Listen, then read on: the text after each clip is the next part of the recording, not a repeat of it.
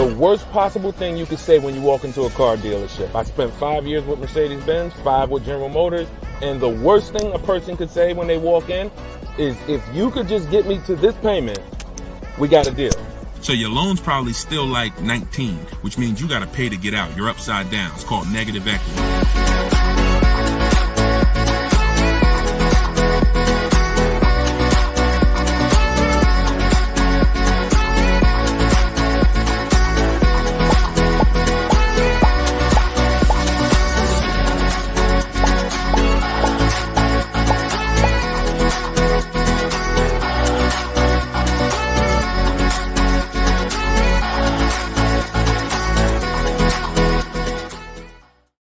Welcome, everybody. Welcome to episode 7, I believe we're on, of Car Shopping Questions and Answers.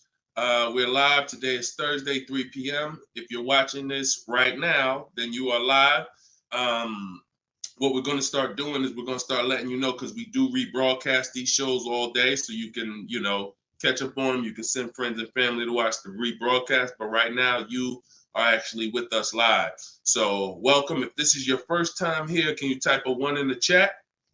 Shout out to the first time people. I just want to see how many people are new. You've never seen me before. You've never been on a live show. Okay, Troop Chat, I see you, Troop Chat. Good to see you. I always like to know, because most of you probably have never been on a live with me before. What's up, Black Hummingbird? Great to see you. So hold on, I got Instagram on my phone here. And as you come in, first of all, I want to introduce myself, because you don't know me. My name is Deshone. I go by Deshone the Auto Advisor. I spent 14 years in the car business, 5 with Mercedes, 5 with General Motors, and 4 I ran my own brokerage. Now what I've been doing since 2020 is showing you how to get below market car deals on purchases, leases, used cars, new cars, everything from home. I'm the author of the book, the digital book, Cars from Home, 7 Steps to Saving Time, Money, and Avoiding Dealerships. And during the show, for 30 minutes, as part of our welcome offer, you can get your copy for 75% off. It's normally $97, but in my TikTok bio, in my Instagram bio, and in the comment section, you can grab your book. You won't leave the broadcast, so you can make sure you get there before the countdown, but you'll still be here tuned in with us. So I want you to start typing your questions, and then Dolan, who's moderating, is going to pull them into the show, and we'll answer them one by one. Okay? Start typing your questions. I see we already got one from Michelle here on TikTok. Bounce back. Type your question on Instagram. I see you. Type your question in.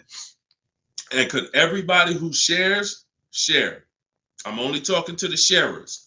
I know who y'all are, and I'm talking to y'all. Shout out to the sharers. And I'm still trying to find out. I might do a giveaway once a show for the sharers only, but I'm gonna have to figure out how to see them.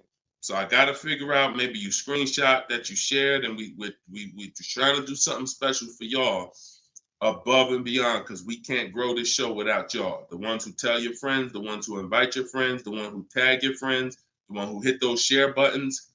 Appreciate y'all. So we got something coming for y'all very soon. Okay?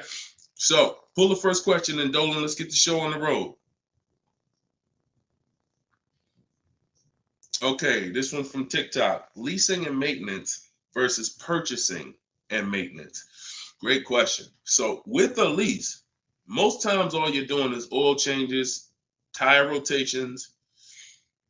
If you got a luxury vehicle or import luxury vehicle, maybe they require like a brake fluid change. Like when I worked for Mercedes, you had a service A, service B, service A, service B. That's how it usually rotated. And the service B was, brake fluid change, but it's pretty cut and dry because it's a new car. So versus purchasing, then you're talking about long-term maintenance. Then you're talking about, which if you got a good car, you're usually still doing those things up front. But as you own it long-term, now you're doing things like, you're doing the recommended maintenance. So you might have a 60,000 mile service, a 80,000 mile service, a 100K service. These are all things that come in the maintenance book. And with the lease, 99 times out of 100, we're not doing that. So, you know, I'm not going to say we're not doing that, but whenever I lease, I'm not doing those services because we're out of the car way before we ever hit that mileage. So big difference, big difference. All right, go ahead. Next one, Dolan.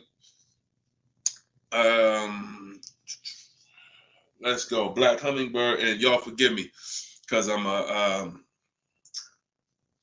got a little something trying to jump on me, but I'm just gonna flush it out. Praise the Lord, and we gonna get through this. So y'all see me all congested, it's because I am, but we good. My car was totaled in an accident. Sorry to hear that. How long should I wait before I get another one? How long can you wait?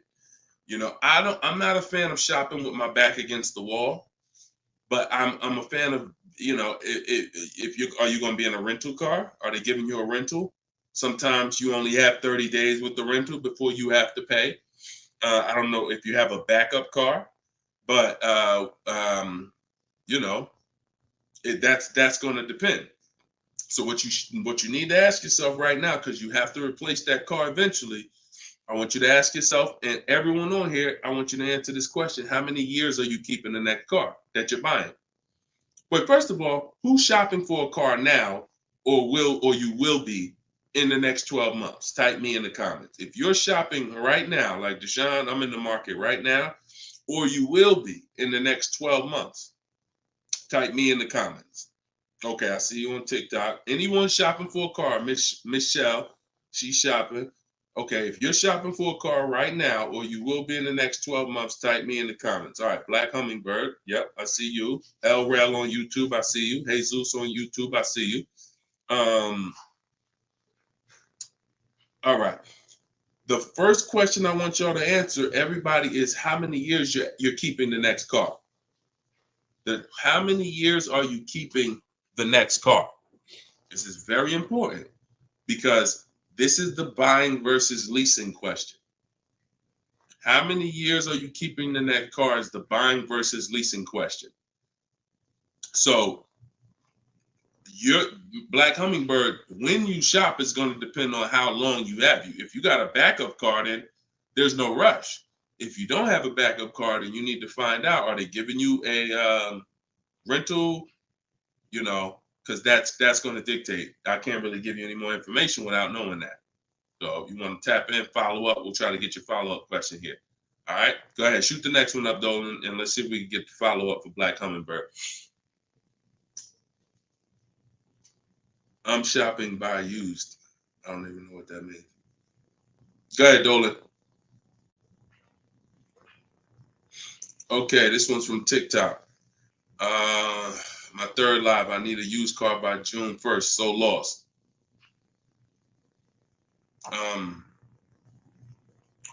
Where you lost? Everyone learns differently. So you have to ask yourself, how do you learn?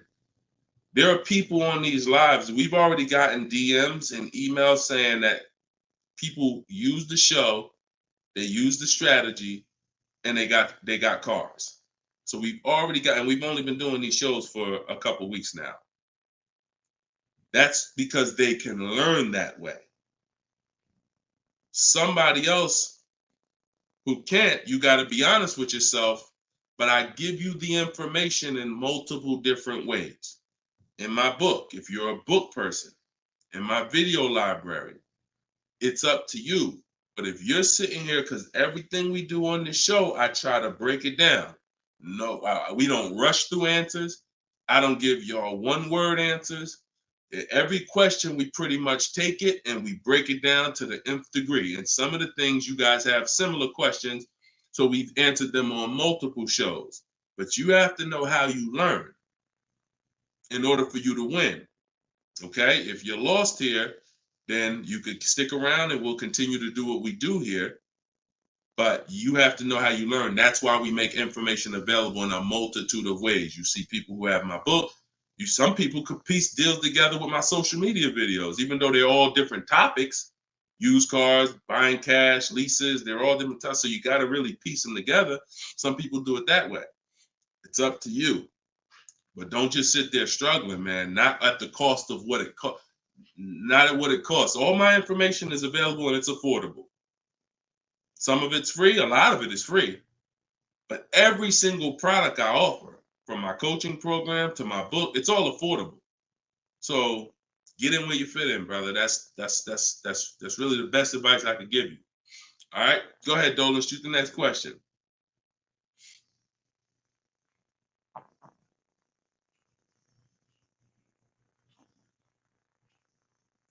Okay, this one's from YouTube. LRel, what's going on? Peace, Deshone. I'm in the market for a used pickup truck for work.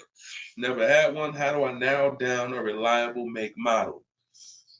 Okay, so if I'm looking at you, the question you're asking is about the quality of the car, not finding a good one. So, example, let's just say there's a Dodge, a Dodge pickup truck. I'm just making this up, and that vehicle has a low reliability score. It doesn't matter if I go find a good one and I use my steps, the steps I'm going to go over with you to find a great used car, because the car overall has a low reliability score.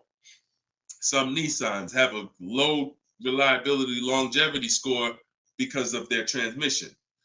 It doesn't matter if you use what I'm going to teach you to narrow it down to a great one, because the vehicle overall has a low longevity score. So I think the question you're asking is, how do I find a vehicle that has a good reliable one, and then I'll go shop for it. And because we could switch it. You could have a vehicle that has a high reliability score, high longevity score, but then you got a bad one because you didn't have a process on how to get it. So I think you're asking the first question, which is top level, how do I choose some good vehicles? And that's really Google, and we have a process. It's in our shopping process where we do a reliability check on every single vehicle. It takes 5 minutes to do. You're going to type in the specific year, because years change. You might have a 2019 that has low reliability scores. In 2020, they fixed it. So we got to make sure we're adding the year when we do this Google search.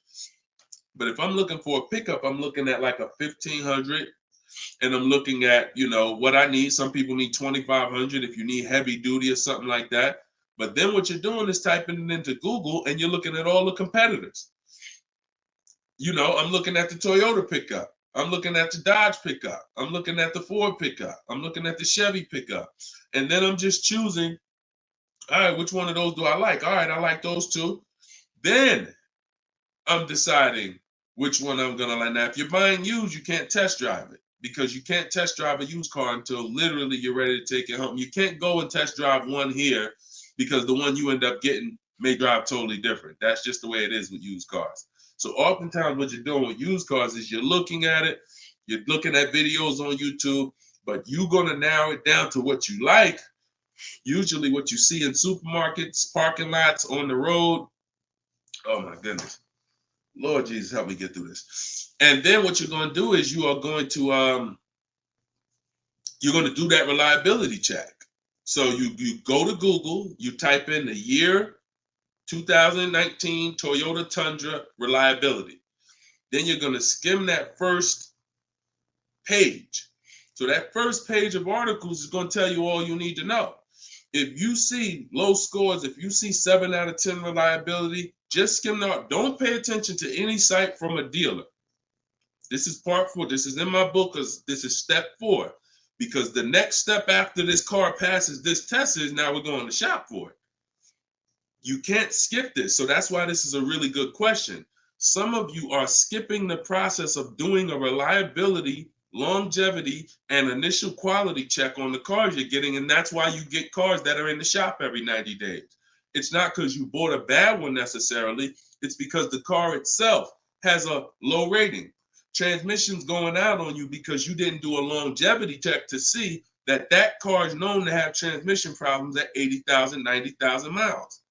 So if you skip this little 5-minute step, it could cost you thousands of dollars. So you want to do that reliability, skim those articles. And then because you're keeping long-term, you're not leasing, you're going to do the same thing with longevity. So you're going to type in 2019 Toyota Tundra longevity. And that's when you're going to see what they're saying about the car long-term. Does it, transmission issues, engine issues? Sometimes it'll say right at the top, these cars are known to last 200 to 300,000 miles when properly serviced. Then then the only mission is, all right, the car itself has great scores. Now I have to find a good one. Okay? That's step one now. Okay? That's where you start. Great question. Okay, go ahead, Dolan. Shoot the next one up. All right, we got Philip on Facebook. Would you say buying or leasing is better right now? Also, what about down payment with leasing? So, all right, you should never be in a position where you're asking yourself, should I buy or lease this car? Based on what you feel. Yeah, so I feel like I should buy. No, the buying or leasing question is based on how long you're keeping the car. I have something that I do that I teach called the 8-year rule. The 8-year rule says that if you're not buying a car to keep at least 8 years, you should be shopping for a lease. Reason being is there is no way for you to get a great deal on a car if you buy it when you should have leased it. Because lease deals, when you get a great lease deal, it's so good, it's so low, it's so much less money out of pocket that it will take a buyer years to catch up with you. We did a scenario in the last show where we compared this deal that one of our students got, Frina, who uses my stuff. And anyone who's using my stuff is going to get these deals if you follow my process. It's not, you don't have to be great. You could be a bad negotiator. It doesn't matter. As long as you know how to use a computer and do copy and paste, you can get these deals. But we compared her deal, which she got at $579 a month on this $65,000 car, and we compared it to a purchase, which would be literally $900, $1,000 a month. So how do we make this decision? Very simple. If you are not buying your car to keep for 8 years, you should be leasing it, because in the middle, y'all know when I break this out, if you've been on the show before, this is the depreciation scale. This is how your car goes down in value. I know some of you have been taught, I want to buy my car, I drive as much as I want. I don't want to pay for the miles. But you're paying for your miles. Because check this out. You buy your car here for $30,000. A year later, even if you don't drive it, it's no longer worth $30,000. At best, it's worth $22,000. If you don't drive it, 1 mile is probably worth $25,000. You lost $5,000 and you never drove it 1 mile. That's depreciation. So your car is depreciating like this. Year 1, year 2, year 3. That's why you flipping these cars, buying cars, trading them in 6 months, a year. You're losing at least $5,000, $10,000, but they'll hide it in a monthly payment. See, a cash buyer, you never do this. Some of you who are like, I pay cash, you never do it. You never buy a car, turn around, I don't like the car, I'm gonna trade this thing in. Because when you come in and they tell you, well, I know you just paid $35,000, but we can only give you $28,000. I just bought the car 6 months ago. You know what I mean? I lost $7,000 that fast? Yep, at least. You're like, but with a payment, they'll hide it in the payment, and you don't understand. You just lost $7,000 in 6 months. So this is how you have to see this short-term ownership when you buy a car. My car is going down in value 20% the first year, 15% the third year. It's losing thousands of dollars. But if I keep it a long time, 7 years, 8 years, it starts to level out where I'm not losing that money anymore. If you have a car outside your house right now that you've had for more than 8 years, I want you to type the number of years you've had the car. Everybody on here, we're live. This is our 3 p.m. Thursday live show. This isn't a rebroadcast. So tell me right now, everyone who has a car outside, type how many years you've had the car. How many years? If it's 8, if it's 9, 10, 12. Had somebody on the last broadcast, somebody said they had like a 15-year-old car outside. You'll notice this, Gilda, you got an 11-year-old car outside. Here's what you'll notice. Your car is no longer losing value like this every year. Your car is no longer losing value like this every year. You're going to look and say, let's assume right now, Gilda, your car is worth, I'm just making up a number. I don't know the car or nothing. Let's say it's worth $8,000. A year from now, it's going to be worth close to $8,000. Probably worth $75,000. That means you've won. So when you're trying to, when you are buying, wow, Carol's Care has a 18-year-old car outside. So that means you've won, because this is how you win with a purchase, and pay very close attention to what I'm about to say. You don't win when you pay off the car. You pay off the car, but your car's still dropping like this. You didn't win yet. You didn't win yet. You win when you actually pay off the car and now the car is not dropping in value. You beat the depreciation. That's when you win purchasing. A lot of people were taught, don't keep the car that long. And that's where you're losing. That's why leasing is for you. Because there's only two ways you're going to avoid those hits. You're either going to keep the car long enough to get to where people like Gilda and Carol are. Look, Big Rich has these are people who kept cars long term, or you're going to get great lease deals where you're paying pennies on the dollar and you're winning. But those of you who are stuck in the middle, we got to get you out the middle, because you are losing the most money. You buy cars, you resell them. You buy cars, you trade them in 2 years, 3 years, you're losing the most money. You lease, but then you buy the lease. You're losing the most money. You're stuck in the middle. You got to pick a side. There's only two ways to win. Great lease deals, long-term ownership. Anything in the middle, you're losing thousands and thousands of dollars in depreciation. All right, we clear? All right, perfect. Shoot the next one up, Dolan. I see you, Luscious. I purchased the book. Awesome. Congratulations. Enjoy it. This whole show is sponsored by my new book, y'all. It's called Car Shopping. It's called Cars from Home. 7 Steps to Saving Time, Money, and Avoiding Dealers. So we have a welcome special. So you can get your book for 75% off the whole broadcast. Well, 30 minutes. It's normally $97, but you can get yours. We're rated 4.94 on Goodreads. You can get yours for $24 as long as you get to my bio before the 30 minutes expires. And $97 is a great price. Because here's the thing. I got a lot of books on my shelf.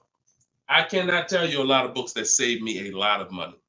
And my goal for this book was to be one of the books where you look at and say, man, this book right here has saved me thousands and tens of thousands of dollars. And that's my goal for the book. And we've been doing well at that. So, all right, this one's from Instagram. Mission Green. I'm in a purchase, want to get into a lease. How can I walk away with the least out-of-pocket cap? So, you're in a purchase right now. You realize, Deshone, I'm not keeping my cars 8 years. I want to transition to a lease. Okay, so what you're going to do, the first thing you're going to do is an equity assessment. Equity assessment is when you find out you're going to get the highest bid, because we never sell a car. We don't trade cars. We never replace a car without getting bids on it. We never buy a car without getting bids on it. We never take a loan without getting bids. So what we are doing is we need to get bids, because bids are going to tell us what is the highest offer we can get for our car, which means that would be the smallest amount of negative equity we could possibly have.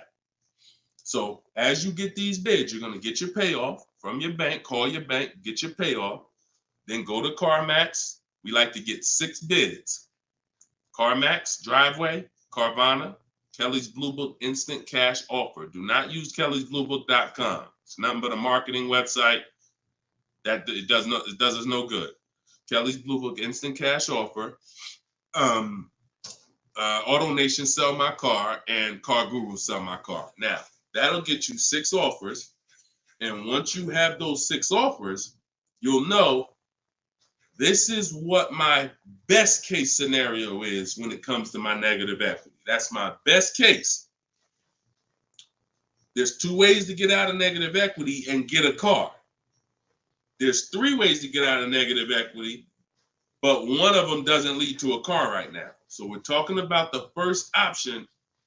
That's what you do, and you want to pay the difference.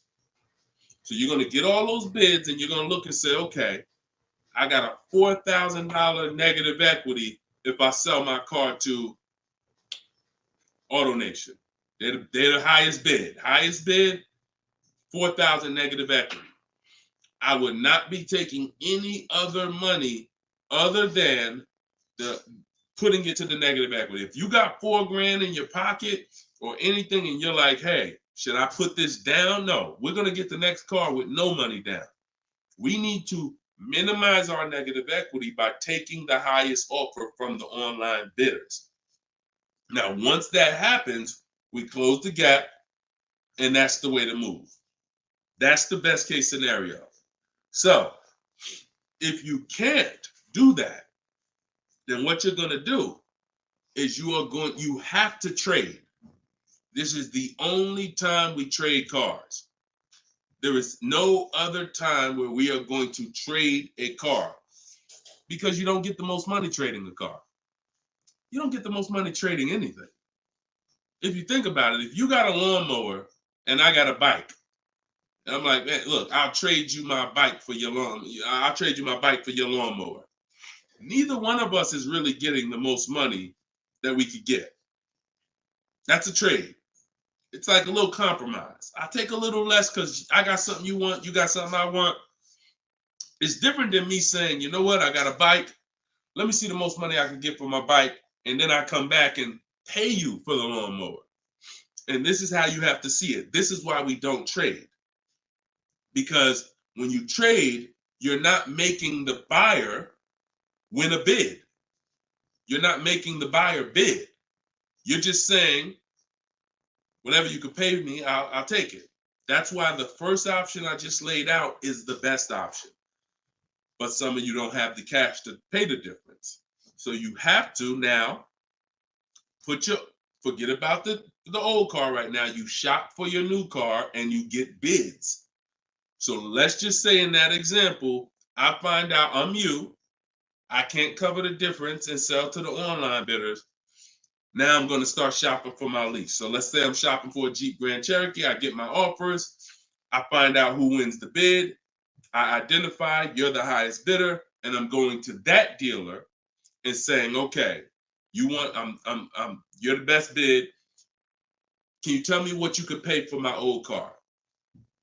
I'm not telling them what I owe. That doesn't matter. I'm just seeing, what could you pay for my old car? And then I'm going to have them get an offer. Now, it's not, in 99% of the time, you guys, it's not going to be what you thought it was. If your highest offer over here with the online bidders was 22, do not think that dealer who won the bid is going to say, I'll give you 22. They probably say, the most I can pay for it is 20.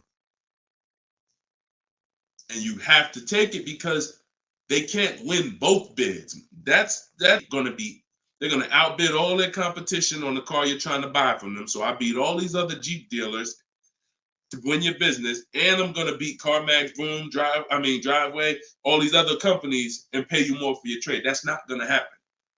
So that's why I say the first option is the best, because the second option, you're going to have more negative equity because the dealer cannot pay as much as the online bidder. So now that's what you would do, and you would tell them, okay, please add it to my deal, and you'd have to roll it into the lease over there. Third scenario where you can't get out is if you have too much negative equity. You're either going to need cash or you're going to need to pay the loan down. It's that simple. Because when you bring that negative equity over, the bank only has a certain amount that they're going to approve. If you're buying a $40,000 vehicle, they're not going to approve $55,000 because you got all this 10 grand negative equity, 12 grand, you're just trying to slap it on. You can have a 900 credit score. That's why I call negative equity the bad credit for people with good credit, because it can literally prevent you from getting a car. So that's when you have to pause, or you got to put money down to try to get within the loan to value ratios. And that's why I say stay out, get out of negative equity and stay out of it. And 99 times out of 100, the reason for your negative equity is you don't understand, you don't lease. You don't lease. You buy cars, you take out 5-6 year loans on them, God forbid longer, 7 years, 8 year loan, and then you trade those cars in before the loan's paid off. That's what's happening 99 times out of 100 to cause people negative equity. And we got and that's the cause. So I just gave you the solutions, but I also want you to know the cause. And that because you're already moving to a lease, you already understand, which is good for you. You already understand, all right, I'm not buying cars anymore until I want to keep something 8+ years. I'm going to start leasing. So this should be your last time ever having negative equity. Okay? Great question. All right, Dolan. Let's throw the next one up. Great question, Mrs. Green. Mission Green. All right. We are live, y'all. It's our Thursday, 3 p.m. live show. Shoot your questions in. Dolan's going to pull them in one by one. We're going to try to get through as many as we can. What's the best way to start about negotiating from the online price? Is this for a new car or a used car? This is RT. I don't want to mispronounce your name.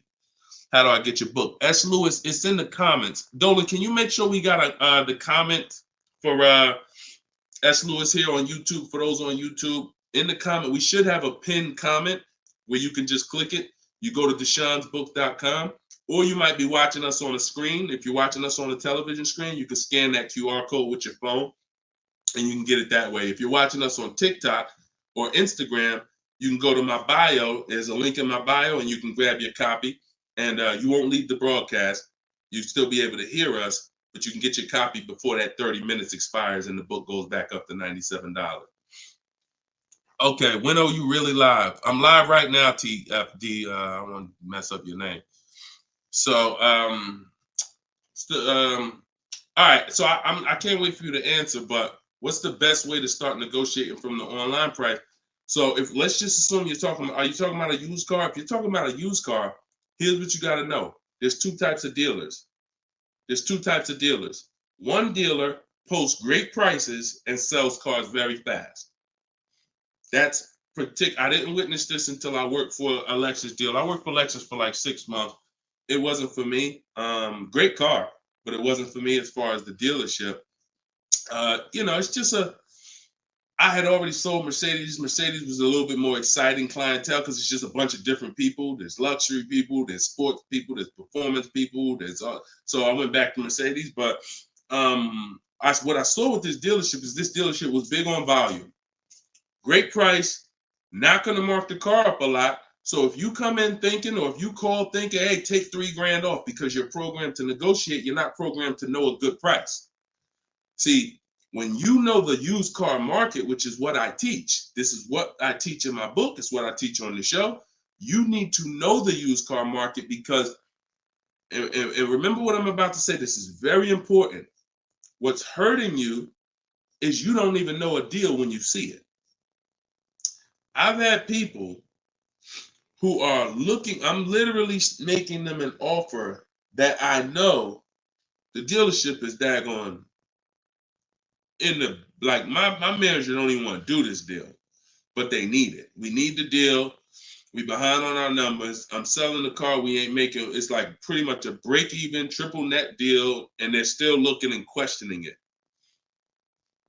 There's nothing we can do. And the reason why I never get in that situation, and the people who listen, if you listen to me, you'll never be in that situation, is because when you have multiple offers, you know a deal. See, the reason why those people would question if this was a deal, they didn't have enough offers. They didn't see that there's offers $2,000, $3,000, $4,000 more than the one I was making them to know confidently, Deshone, this is better than every offer I got so far. Let me take this and get up out of here. So you don't know a deal when you see one, and that's hurting you because someone who knows a deal, like me or like somebody that listens to me, give you an example. Some of you are in the same town as some of you have my book. And some of you are actually shopping for the same car that someone else on here is shopping for. That means y'all are competing. So someone who's using my stuff and who knows a deal and who's sitting here talking to multiple dealers while you looking at one dealer slow and doing this, they're going to get that car out of before you even have a time to wonder if this was a good deal. Oh, you know what? That is a good deal. Let me call them back. That car's gone. It's gone. So that's the first type of dealer.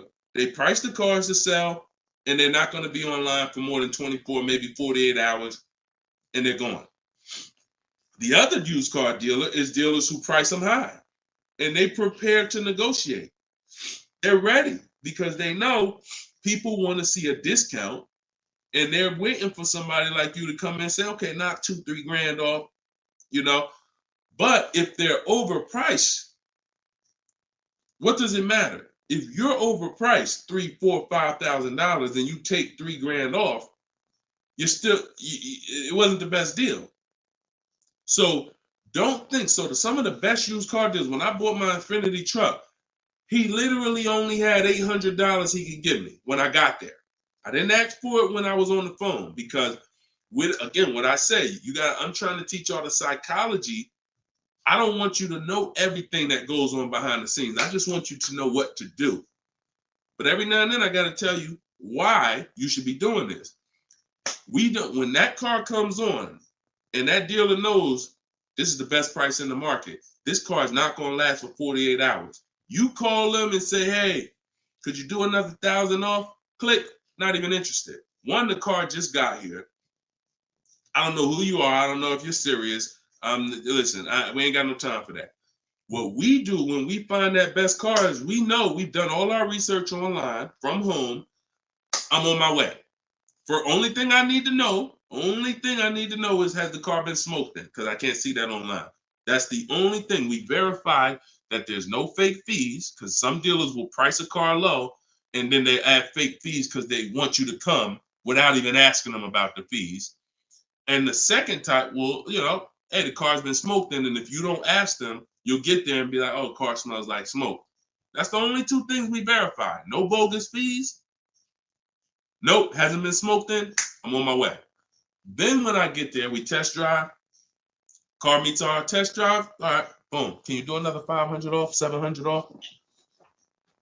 Because I already know it's the best price in the market. See, when you know the market, you negotiate intelligently. When you don't know the market, you come in, hey, listen, take $3 grand off. You don't realize you look ridiculous. I don't want you looking ridiculous saying, yo, man, I can't do it. You haven't done your research. I don't want you leaving, oh, man, that dealer don't want to make a deal. No, you didn't know a deal. And you leaving and you like, oh, man, I'm going to find somebody. So this is the science of car shopping online. This is the science. You got to be able to know, is this car the best price in the market? If so, I'm not going to ask for any discount until I get there. Because once they see me, I drove it, they know I'm serious. I know the car's the best price in the market. Hey, can you do another 500? Even if they say no, I know they won. All right, I won. But if they say, yeah, listen, I wouldn't normally do it because the car just got here, which is true. I know that. But, you're here. We want, all right, $500, we got it. Or, hey, look, can we split it?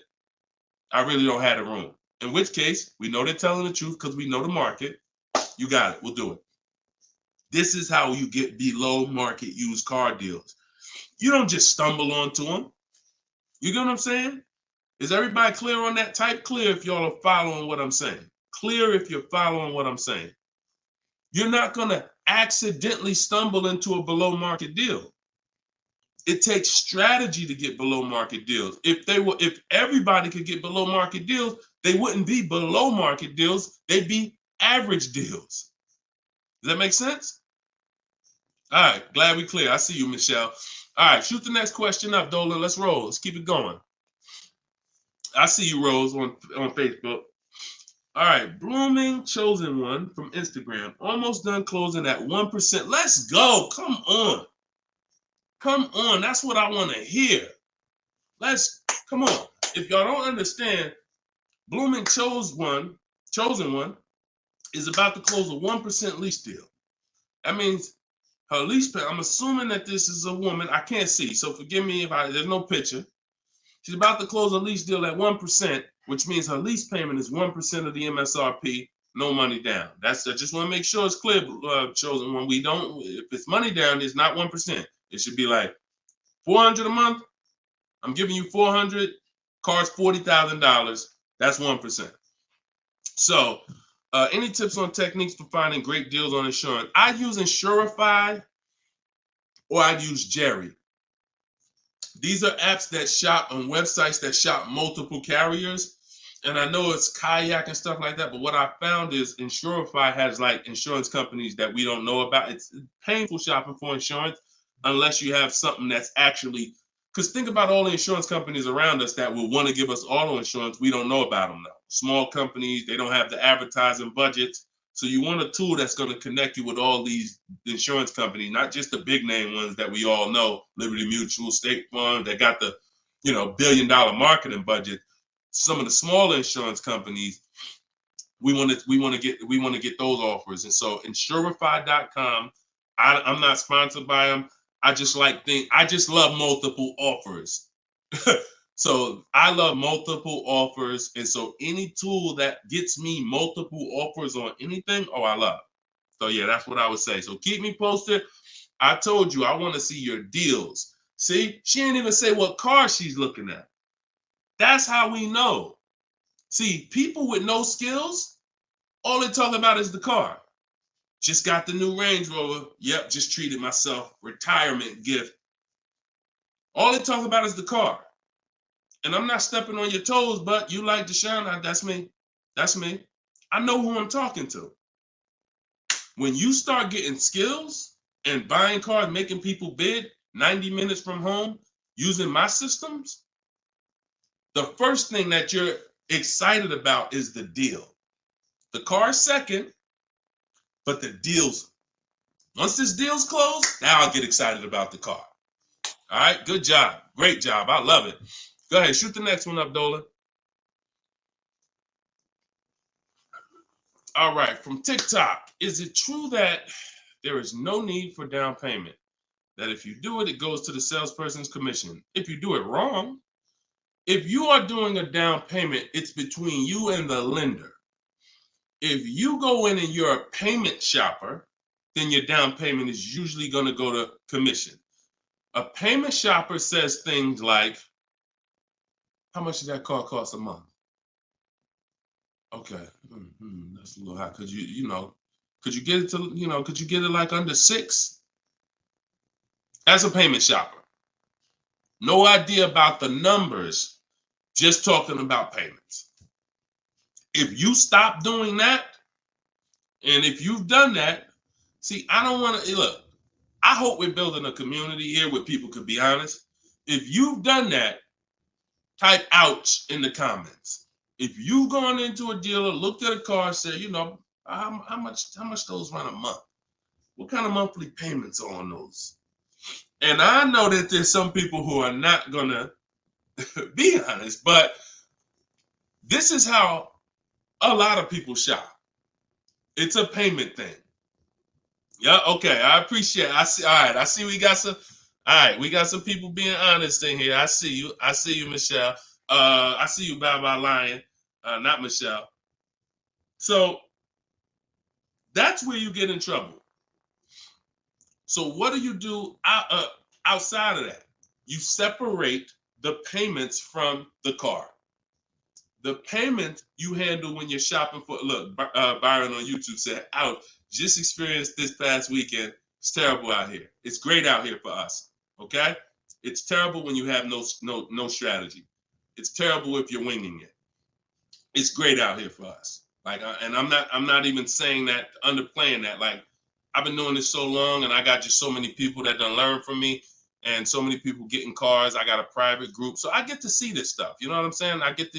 If you guys have been on these shows, I share people's stuff. I share Tope stuff. Greg's deal. This is our book, 4.94 on Goodreads. Get your book 75% off, or you can wait and miss the 75. You can pay $97. Either way, it's worth it. Either way, but $24 is better than $97. In my TikTok bio, you got 30 minutes, or in my Instagram bio. But check this out, Kimberly's deal. She saved 20 grand off her Maserati.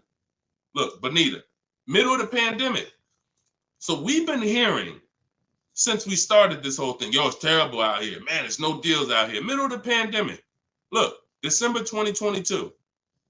Blood in the streets. Kia Telluride, one of the most popular vehicles of the last 3 years. Bonita, from home. Kia, 2023. 600 down, 600 a month. People paying $800-900. It's people right now that's going to watch this broadcast that has this particular car paying $700,000-$900,000 a month for it. This same vehicle. So, Charles, Hyundai Palisade, top 5 most popular vehicles the last 5 years in this category. Look, $597 a month, $48,000 truck. So it's what you know. In fact, it's what you don't know. So I would tell you, yes, when you are winging it, when you shopping, when you just winging it, yeah, Byron, it's gonna seem like, man, it's horrible out here.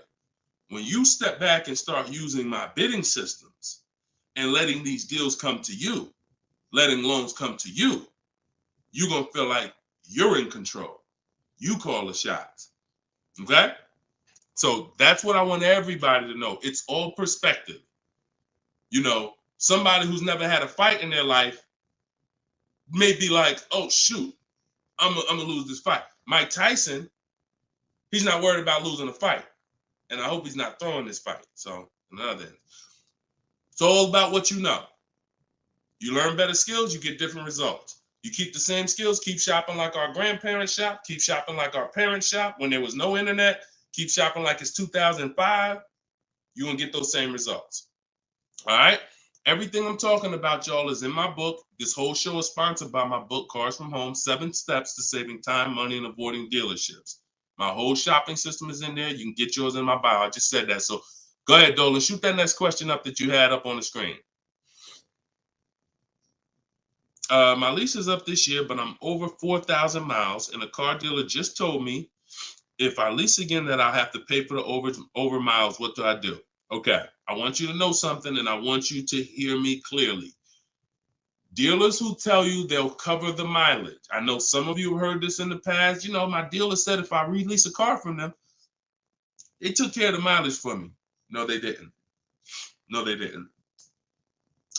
Mileage is never taken care of because mileage is between you and the bank. You told me you were going to drive this, the bank, not the dealer. Dealer has nothing to do with the car. Once you drive off the lot, it's between you and the bank. It's between you and the leasing company.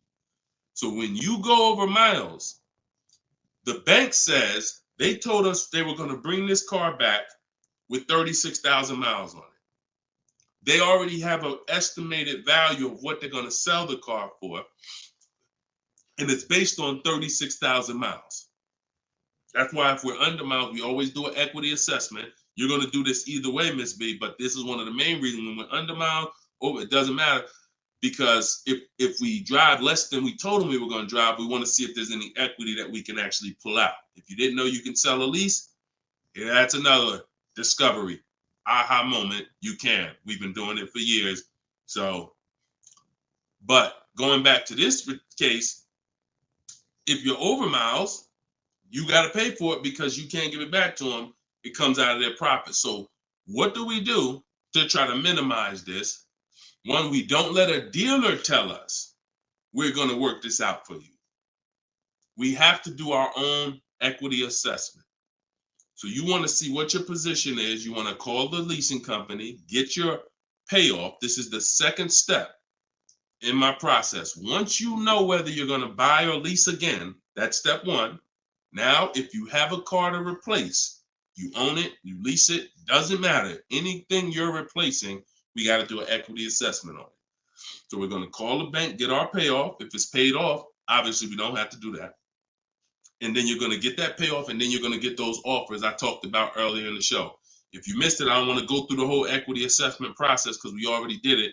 And for the people who've been on here, I don't want to repeat the whole thing. But if you go on YouTube, if you go on Facebook, you'll be able to see the broadcast. Go to the section on equity assessment and follow that process, because you need to see, can I sell this vehicle and break even, get out of it, Or if I have a mileage penalty, you know,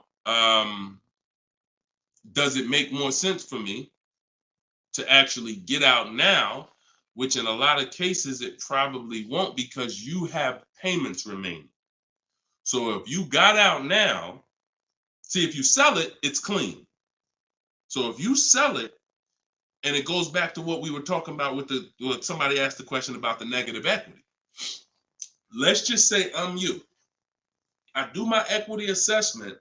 I find out to get out of the lease, I got to contribute like $1,000, but I could get out now. When I sell a lease, there's no penalty. It's literally no payments due, nothing. It's everyone's whole. That's the only way everyone's whole. My second option is I got to account for the payments I have left on my contract. If I got 5 payments left at $500 a month, that's $2,500. Does it make more sense for me to get out now and pay those payments? Probably not. Or does it make more sense for me to just wait and take the mileage penalty?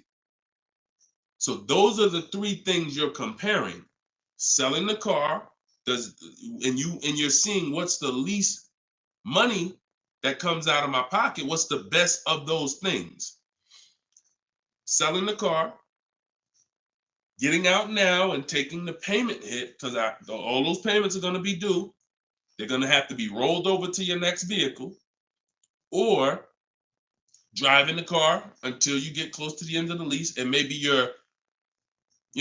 maybe it depends on how much you drive per month, and maybe you're 8,000 miles over, and that's a $2,000 mileage penalty. So these are the things you have to think about. But I'm telling you that if you just walk into a dealer and say, hey, could you work this up for me? Now you don't even have the luxury of guaranteeing you got the best price on the car.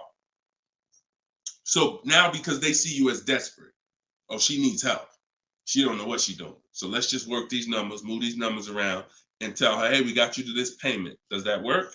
Now you're a payment shopper and you don't even know. Just give me to a monthly payment that makes sense. You didn't realize that you overpaid, and they're packing that deal, and you overpaid by probably $4 or $5 grand because you wanted to let them do it. So those are 3 scenarios, and it all starts with the equity assessment. Because like I said, you might be able to do that equity assessment and find out, oh, I could come up with $1,000 and I'm out of this thing clean right now. Or you might break even. It depends. That's why it's always an equity assessment. Equity assessment is probably everything in our process is important, but my God, skipping the equity assessment, you're skipping probably half of your transaction. Okay? And if you don't know how to do equity assessment, watch the show earlier. If you have my book, it's all in there. It's up to you. Go ahead, Dola, shoot the next question. Bought your book. Thank you for doing this. Thank you, Michelle. Enjoy it. Use it. Use it and win for the rest of your life. Use that book. And it's a digital book, so you don't have to worry about when it needs updating. I just update it. You'll open it one day. Like, let's say you get your car now. A year from now, you open up that book and you're like, all right, I need another car. My spouse need a car. My child need a car. Man, wait a minute. There's different stuff in here. That's why you always keep the email I send you with the master link in it, because that's where I update the book. All of you who got the book, when you download it, don't save the email, because when you click that master link, that's where I update the file whenever something changes. So, and I couldn't do that with a print book. I can only do that with a digital book. Yeah, don't worry. I don't do trades, J. Paul. So if you ever see somebody selling crypto, all of that, like anybody with a decent amount of followers is going to have knockoff accounts. Like, I do car education. That's all I do. I don't do crypto. I don't do none of this other stuff. It's been fake Deshone the Auto Advisor accounts since we was on TikTok. We got 1.5 million followers on TikTok. The fake Deshone the Auto Advisor accounts started popping up. Nothing we can do about it. You got to watch it, though. Watch it. Okay, this one's from Instagram. Considering a lease of a Lexus electric vehicle, first-time lease customer, do you have any advice shopping for a lease premium electric vehicle? Same process. Same process. My system doesn't change. I'm gonna tell you, there's only one scenario where it changes, but electric cars, look, doesn't matter. Look at Sean. Bids. F-150 XLT electric. Bids. $73,000 vehicle. He got it for 57. He saved over 20 grand. Bids. That's electric. Electric. You don't know what rebates there are. You don't know what's what. Rolls Royce. Bids. Popular cars. Bids. Exotic cars. Bids. Doesn't matter. Process is the same. The only time that bidding is not called for when purchasing the car is with Tesla or any manufacturer where the price is set. No matter where you go in the country, it's the same price. You buy Tesla in New Jersey, same price in California, same price in Minnesota.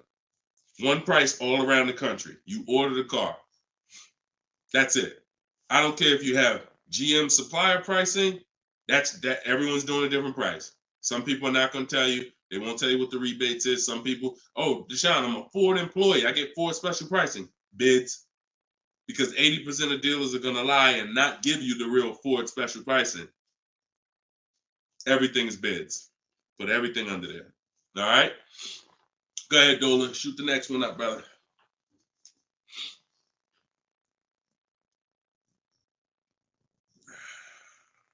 No, you don't bid. You don't bid, Coco. You're making people bid. This one bounced back, Brian from Instagram. What's up? Hey, bro, I recently financed the BMW 330M, but the problem is they gave me a high APR. Sounds like a payment shopper. Listen, we got to take responsibility. You accepted a high APR. Now, how do you get out of it? Only way is to refinance. You can refinance or sell a vehicle. And so bids, what we do is, see, now let's just say for an example, you use our system we call the bank bidding war. Bank bidding war is 3 rounds. We check to see if there's any special interest rates. 1, no special interest rates on the car with your BMW 330M, probably not. You never know. But then if there's no special interest rates, we go and we get bids and we find a dealer that's going to sell us the BMW M for the lowest price. And it doesn't matter, popular cars. I had a young lady earlier this year. Well, no, that was last year. She was looking at the brand new X4M, redesigned, just redesigned, brand new body style. She got her offers. Best offer was $3,000 below MSRP. Worst offer was like $5 grand over MSRP. Brand new, newly designed, fresh in the country. No one's ever seen it. Bid, she got $3,000 below MSRP. When people are paying thousands more than that. So it doesn't matter the car. Now, once we, but that's that's the part where I say you separate the loan from the car. You separate the loan from the car. We find the dealer who's going to sell us the car for the lowest price. Once that's done, now this is when we talk about the second round of the bank bidding war, which is my bank, my credit union, online lenders, not the dealer yet. The dealer is round 3. The dealer's banks, the dealer's credit unions, that's round 3. That's the final round. Second round is I'm coming home, getting my bank, my credit union, online, giving them my information, going online, car loans online, looking at everyone that I can find that gives car loans in my area, letting all these people run my credit, because if you do this right, it doesn't affect your credit other than one hard inquiry. It shows all the inquiries on your report, but when you rate shop using the bank bidding war strategy, at the end of the window, it only weighs on your credit like one hard inquiry. But you got to do this in this small window. It takes 2 days. First one is all of those bank, that's the round 2. So now let's say my best rate from that round 2 is 7.9 interest rate. Okay, round 2's done. Now I'm calling the dealer who won the bid, who has my car waiting. I already reserved it. And I'm saying, okay, my bank or this bank gave me 7.9. If you guys can beat it, I'll give you the business. Now round 3 starts. with the dealer going to work. That's when the dealer's bank. See, the problem is the dealer was your first offer for financing, or one of your first offers. The dealer, when properly done, is our last offer. And so if he came back and at the end of those rounds, 8.99 was the best rate, you wouldn't have a question. You wouldn't be questioning it. You wouldn't be saying, oh, man, how do I get? You would still be considering refinancing because that's still the solution. Whenever rates get lower, you refinance. But you wouldn't be it wouldn't be they gave me that. It would be that was the best rate available at that time. So that's why you need to get bids for future reference. But in your case now, all you can do is find somebody to refinance the loan. And that's what you do. Type in car loan refinance online. Call your bank, call your credit union. Hey, I'm looking to refinance and see if they can be 8.9. Okay. For future reference, though, bank bidding war. Okay. And that's, we gotta, we need to, I want to get you to the point. You gotta, it's up to you. Use this. Everything I'm telling you is simple. Nothing I'm telling you is rocket ship building. This is all simple online processes from a computer. We got grandmothers doing it. We got introverts doing it. Doesn't matter. We don't even talk. Has anybody heard me say anything about talking? No. We're using online tools to get these processes done. That's why they work for everybody. If you had to talk, then yes, you could mess it up. But this is for the future reference. We want to guarantee that we got the best price. And the only way we're going to do that is with bids on everything. Okay? Go ahead, Dolan. Next question. Great question, though. All right. This one's from TikTok. Can24 Loco. Is a lease worth it if I know I'm going over the miles? You pick your miles. I had somebody no, I don't even want to talk about him. Somewhere along the line, they told him it was okay. So you pick the miles on a lease. And I would never in a million years pick less miles than I need. 10,000 miles per year, 12,000 miles per year. And here's what happens. If you see somebody who's intentionally picking less miles to save $20 and to go from 10,000 miles a year to 12,000 miles per year is probably like $20 a month. To go from 12,000 to 15,000 for most cars is probably another $25 a month. So the difference between 10,000 miles per year and 15,000 miles per year, 15,000, no penalties. Deshone, I know I need 15,000, but I took 10. So you're going to do 15,000 anyway, and you're going to be penalized for the 5,000 per year over at 25 cents a mile. Instead of paying the additional $45 a month, which would be way less than the penalties, because 5,000 miles per year, 15,000 miles over at 25 cents a mile is $3,750. $45 a month times 3 years is $1,620. Numbers are numbers. $45 a month more to my lease contract from the beginning, because that's the mileage I really need. I'm paying $1,620 extra over 3 years to have a comfortable lease experience, no penalties, and I can enjoy my lease. Versus taking 10, knowing I'm going to drive 15, and then looking and saying, dang, I'm over miles by 15,000 miles, and how can I avoid this almost $4,000 bill that's coming? Choose your mileage wisely. Deal structure. Step 3, I got a whole step in my process on deal structure. This falls under deal structure. So we never take a lease knowing we're going over the mileage. We just never do that. We're setting ourselves up to not enjoy the lease. For what? That's it. Step 3 in my process, I got part of deal structure. I got a section in my book on this, is choosing your mileage wisely, where you look and estimate how much you drive, Or if you have a car, you just look back and say, all right, I drive 12,000 miles per year. You can look back at what you drove.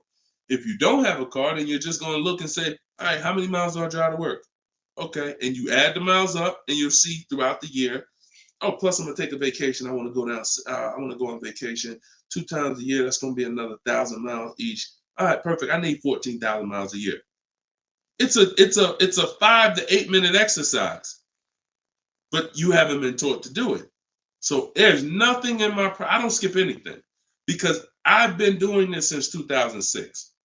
I've seen thousands of scenarios working in dealerships, General Motors, Mercedes, thousands.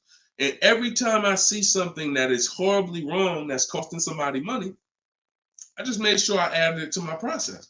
Okay, I'm gonna make sure anybody who listens to me doesn't do that, because this is what happens when they do that. So we got to choose our mileage wisely to actually enjoy our lease. Okay. All right, y'all. Look, we hit 1 hour and 6 minutes. I'm gonna wrap it. I usually try to go like 1 hour and 15 minutes, but as y'all can see, I'm actually struggling to get through this. I need to go and get me some tea, and that's what I'm gonna do.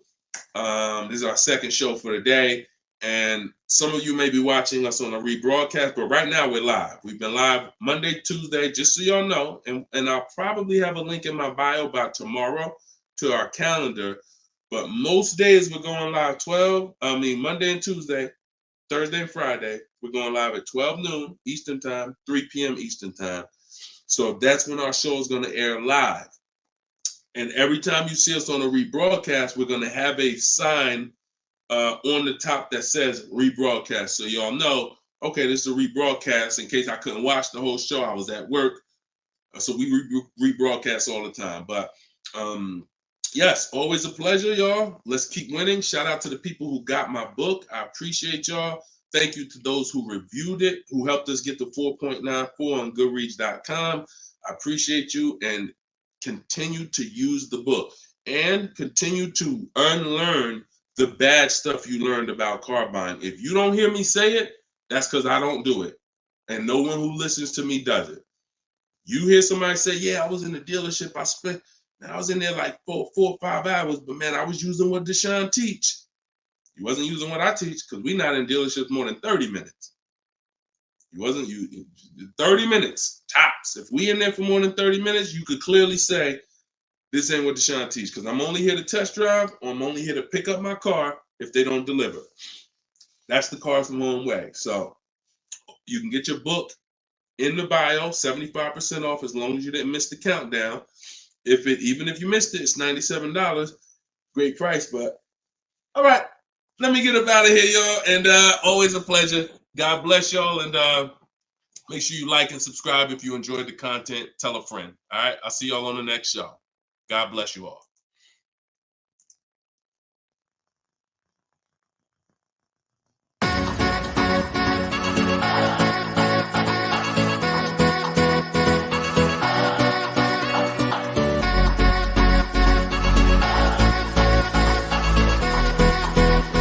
The worst possible thing you could say when you walk into a car dealership. I spent 5 years with Mercedes-Benz, 5 with General Motors, and the worst thing a person could say when they walk in is, if you could just get me to this payment, we got a deal. So your loan's probably still like 19, which means you got to pay to get out. You're upside down. It's called negative equity.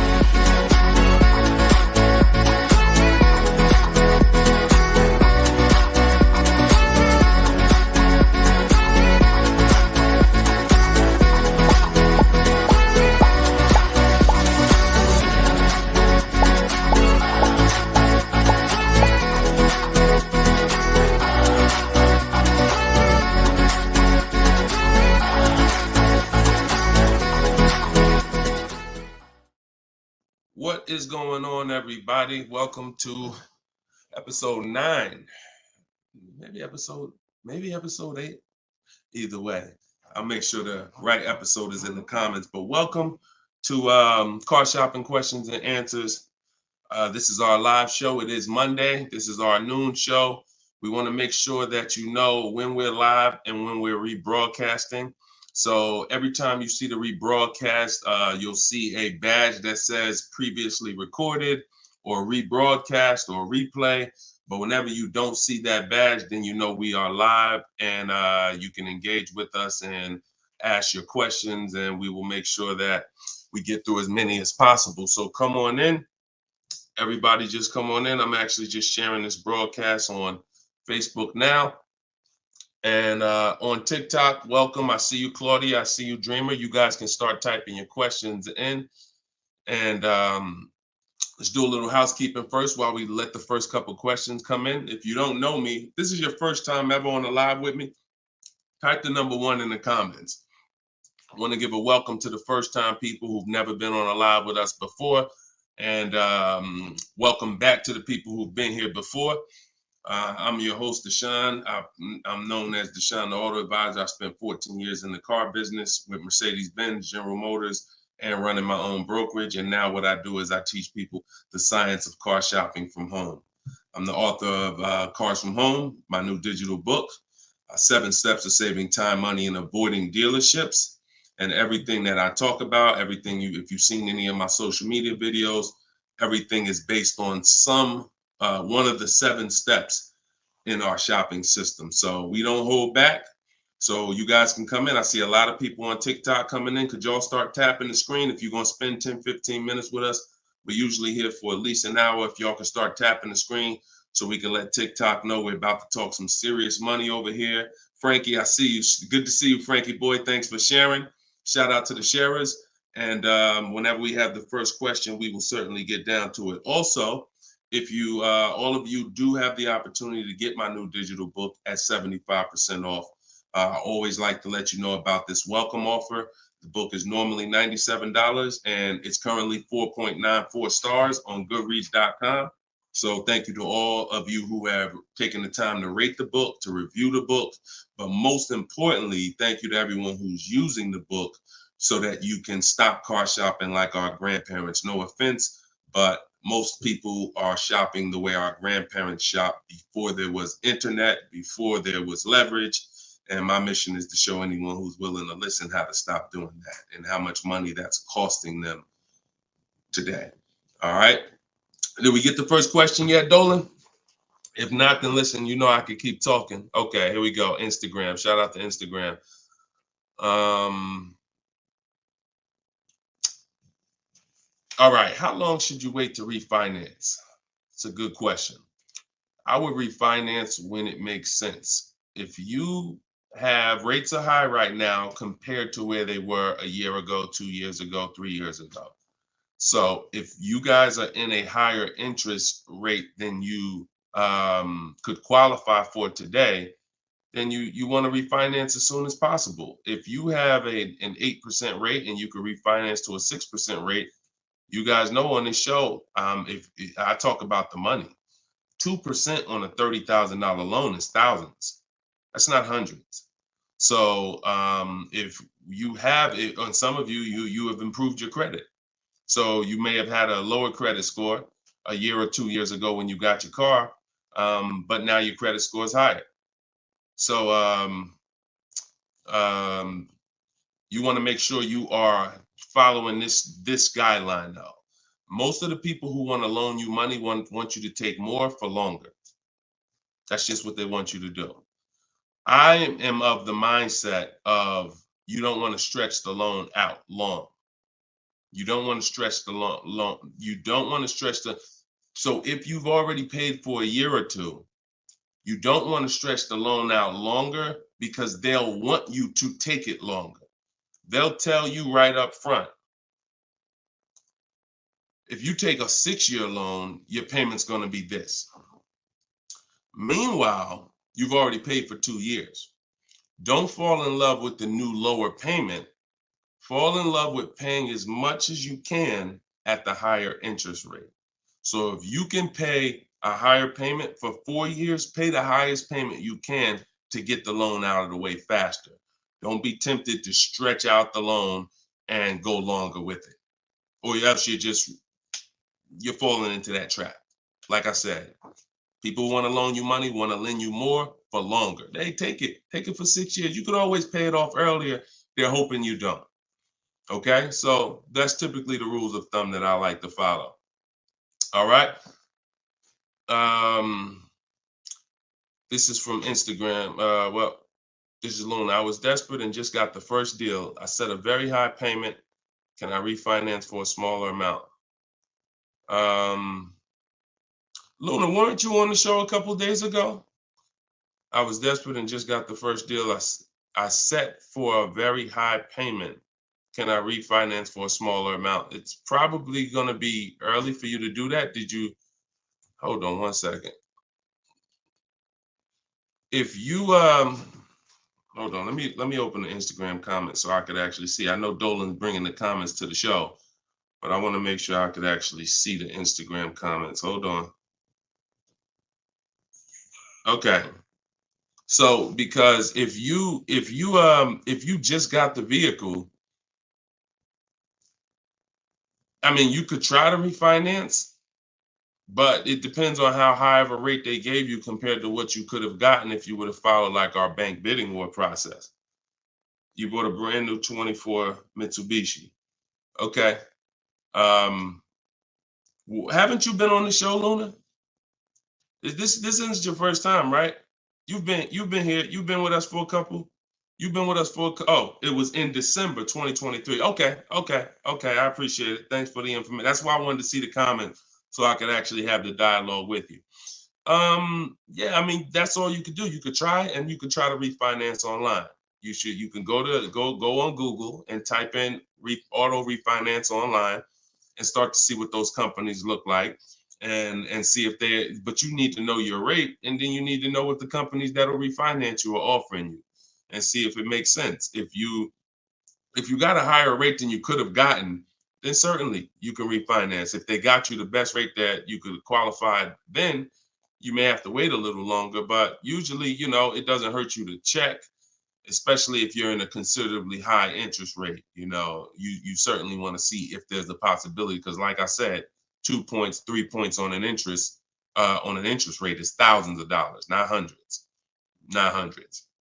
All right, TikTok, y'all gonna spend some time with us. Can y'all tap the screen and shoot the likes up if you're gonna talk money with us? Here's the thing, y'all. I'm gonna be honest with y'all. Y'all know I've been this way from day one, and I can't be any other way. I'm considering, and some of you know, I'm gonna tell y'all a story because I'm gonna keep this real, real, real, right? So in 2021, we did a podcast. It was called the Auto Advisors Podcast. The Auto Advisors Podcast got 10,000 downloads in the first 90 days, which was a great metric for a new podcast. I stopped it. You know why? Because we're in the way the podcast is, and I'm just keeping it 100% with y'all. I'm never gonna stop doing the information, but if people don't engage with the show, then we'll just keep the rebroadcast going. The rebroadcasts are great. I'm 100 for my lifestyle, for my getting the information out. We do tons of free social media videos. I just don't want y'all to be questioning, Dad, why Deshone not doing the live show anymore? Because the live show needs to make sense. I've been telling y'all to share. I look at the shares. I see the people who come regular. I see not a lot of people share. All good. I just want y'all to know that when you can't ask the questions and you got to just do the rebroadcast, that's going to be the reason why. That's really going to be the reason why. Because we can sit back and we can let this live stream go 24/7. I love it. Dolan runs it. It's great. We sell a lot of books throughout the day. People get their questions answered. It's great. If y'all like Deshone, I would really like to ask questions and have the opportunity for my family to ask questions and get their questions answered, then y'all gonna have to show up. Y'all gonna have to show up. It's always been that way. Now, we're gonna have information everywhere for you. Free social media videos, my free masterclass is in my link in my bio. But if y'all want to keep this show going this way live and not just see 24/7 rebroadcast, then y'all gonna have to make sure y'all show up. And if we don't see the likes and we don't see the shares, then it's all good. That tells us everything we need to know. Because there's nobody out there doing what we're doing right now. So if it was 20 other people doing these shows, now I understand. We got to make sure we're better than them. There's nobody doing what we're doing right now. So it's up to y'all. All right, so Dolan, let's go. TikTok question. Can I get a new lease with no money down and get the same car payment monthly, turning my lease in soon? But that depends on how good you're going to shop. See, if you got a lot of people are going to be fooled into this conversation.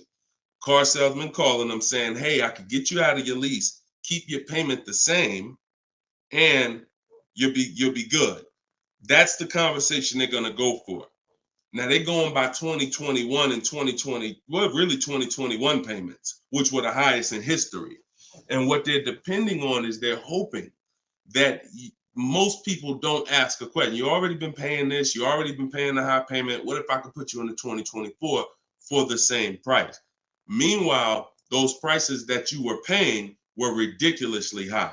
All through the pandemic, most 99 probably percent of people were paying ridiculous payments. That's why I always show Bonita. So when you look at Bonita, Bonita is the one who got one of the most popular vehicles during the pandemic. It was a Kia Telluride 2022. She got it for $600 out of pocket, $600 a month. It was like a 1.25% lease. How? Sitting at home and shopping offers. So to answer your question, don't comply. Your deal is going to be based on how well you shop. And what I'm teaching you to do is to stop going into dealers because 80% of them are overpriced. So you're going to go into a dealer, do your test drive, and then you're going to come home and you need to get at least 5 offers. Now you could do it my way. In my book, I have a strategy called the 25 to 5. We go online, we go to the dealer's websites, we put in what we want, 25 dealers' websites. It's a copy and paste template. Then we have conversations by email because out of those 25 dealers, figure about 10 are going to have a car we want. And then we're looking to get 5 to 7 offers. If you shop the right way, you're not shopping the right way if you don't see a $150 to $200 difference between your offers. You're just not shopping the right way because we know I've helped. Personally, we have about 1,600 people in our car shopping course, in my coaching program. And we probably have about 6,000 people who have my book. That's enough data for us to know when people send me their deals, 80% of dealers are overpriced. What's the message then? If you don't get 5 offers, you're going to overpay. Hands down. Not 3, not 4. Now, some people with Charles, if they're shopping for a really hot vehicle, like Charles got a Palisade a little while ago, he got 10 quotes. So he reached out to 35 dealers. But look what he's paying. $48,000, almost $49,000 vehicle, he's paying $597. And both of those deals were no money down. So if he didn't know how to shop, then he would be paying $700, $800. Some of you may be looking and saying, Deshone, man, I got a Palisade and I pay a lot more than that. Or, hey, but that's going to depend on how you shop. You must get at least 5 offers if you're truly going to see the bottom of the market, because 80% of dealers, 4 out of 5 are overpriced. So certainly you could do deals with no money down. It's not even a question. And don't pay attention to commercials, because what you'll see is neither one of those 2 deals that I just showed you were from a commercial. They'll probably, when you look at what a commercial says you can lease a Kia Telluride for, especially or a Palisade for, especially a $50,000 Palisade, it would be a lot higher than this, and it would be with 1,000 down plus tax plus fees. That's why you can't pay attention to commercials. So that's the answer. Don't pay attention to commercials and get at least 5 to 7 offers. If you do it my way, it's quick. Takes about 20 minutes to contact all the dealers, and then you're using my email templates. Because what you got here, this is very important, you guys that are going to have conversations with dealers by email. You must know how to keep the conversation on your terms. You must know how to keep the conversation moving forward when people ask you, hey, can we get on the phone? Hey, can I get your phone number to call you? Hey, when can you come in? You must know how to have the conversation stay on your agenda. That's why I wrote the scripts. But even if you're not using my book and my scripts, make sure you are committed to staying the course, that you're not getting on the phone, you're not coming in, and that you're going to be shopping from home. Okay? Because salespeople will try to get you to come in. All right, go ahead, Dolan. Shoot the next one up.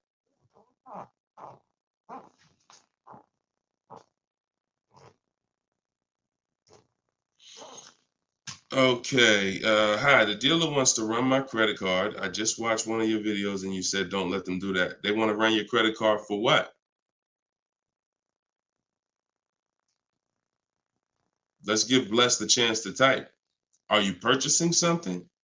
They want to run your credit card to run your credit? Or did you mean they want to run your credit? What are they trying to run your credit for? I mean, your credit card for. Now, if you have made a deal with somebody, when we make a deal online, oh, you mean running your credit? For what? What's the purpose of you running my credit? And that's not even what the ad. See, when you request your offers, you're requesting your offers by email.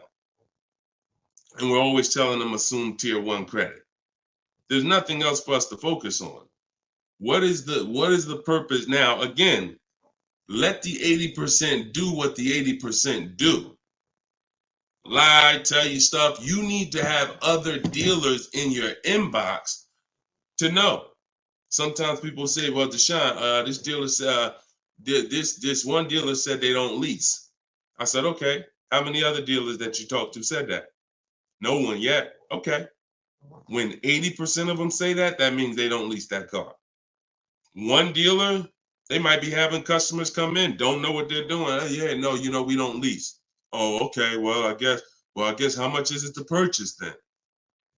So let the 80% do what the 80% do. When we shop by the numbers, and when you shop by the numbers, you win, because if this dealer lies, the other dealer is exposed that they lied. So one dealer says I can't lease, and then 4 other ones give me a lease offer. Clearly, you were lying. So don't worry about what one dealer says ever. That's why you need to be having multiple conversations at all times. Trying to get my payoff, my car finance. Shoot Jerry's. Can you put Jerry's question up from Facebook here, Dolan?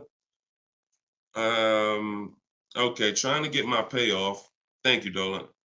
My car finance company says contact dealer. Should I contact dealer? What the heck kind of broke leg, half-wit finance company you with if they telling you call a dealer for your payoff? What's the name of the company? What's the name of the company? You got to realize how the banks is in bed with some of these dealers, and you're going to understand that. The dealers couldn't have did Hyundai.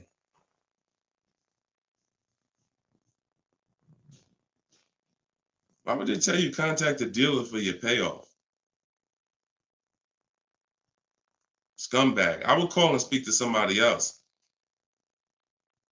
The dealer has nothing to do with the car. If you don't pay that Hyundai, you don't pay your payment for 3 months, is the dealer coming to get the car, or is Hyundai coming to get the car? No, forget about the dealer. The dealer is just a franchise. They're there to sell you the car and put the deal together. Once you drive off, it's between you and the bank. It's between you and the leasing company. So why would the bank be telling you to go to the dealer? It's kind of like they're sending you, all right, so if you're calling for your payoff and the dealer says, oh, well, I'm going to charge you this much and this much and this much, because people will try to get their payoff, or people tried to buy their leases out, which is a terrible idea in most cases, but people were doing it and dealers were charging them a lot of money on top of their payoff, charging them fees on top of the payoff to buy their own lease. So I would call Hyundai and I'd ask for somebody else. I literally try to escalate that. Can I speak to a manager?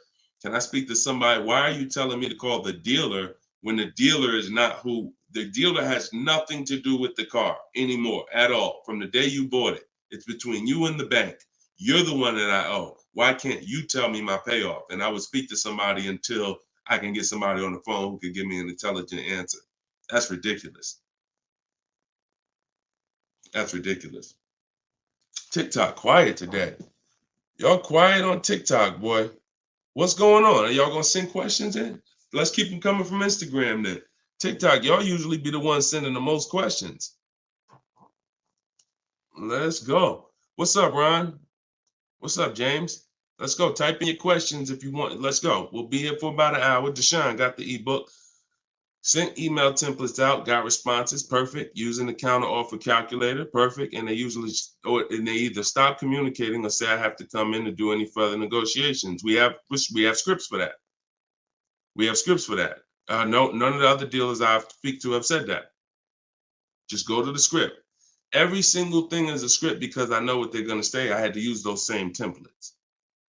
So always keep the conversation. When you make the last counter offer, it's always a question. That counter offer is a question. So now when they come back and say anything, you look for the script that replies to that and keep the conversation moving forward. You know, once you send the counter offers, now you're just getting to the point where you're trying to see who's the best one. That's it. The counter offer calculator makes counters based on the best offer. So whatever that best offer is, it counters everyone. See, and they may stop communicating because they're already high. So if somebody gives me a 1.1% lease and other people give me a 1.4, 1.5, 1.6, when I counter, I'm countering based on the 1.1. Because once one dealer gives me that type of discount, I know that y'all just choosing not to. That's why if they say, how'd you come up with that number? The script is always, it's a little bit lower than my best offer I have already. So they know you can act like this is the bottom price that you have, but we already have the best offer here. That's why we always put in the offers, and the counter offer calculator creates the counter offer based on the best offer. I don't care if none of y'all reply anymore because y'all already showed me y'all are overpriced. So I'm gonna let you know that based on my counter offer, I know this deal could be done. And if the lowest offer, which may happen, says, look, I don't have no more room, I gave you the best, then I snatch that offer. As long as you got 5, then that's really the bottom. And that's the purpose of the counter offer, is to make sure before you close the deal, you have made a counter to make sure you know where the bottom is. But don't let them respond. Forget it. They probably, oh, he made this low offer. You know you could do that deal, but that's all right. I'll get the car from your competition. All good. All good. All right, next question, Dolan. All right. All right. That might not have any other questions. I have an isolated event. Car was totaled. Check getting cut this week. Can I pay to speak with you 30 to 60 minutes for the single purchase? No. No offense. I've been helping groups. You gotta understand, y'all. Look, I have been helping groups buy cars. Look, let me show y'all something, okay? And I'm saying this so y'all understand, right? Since 2021, this is my private group right here. All right.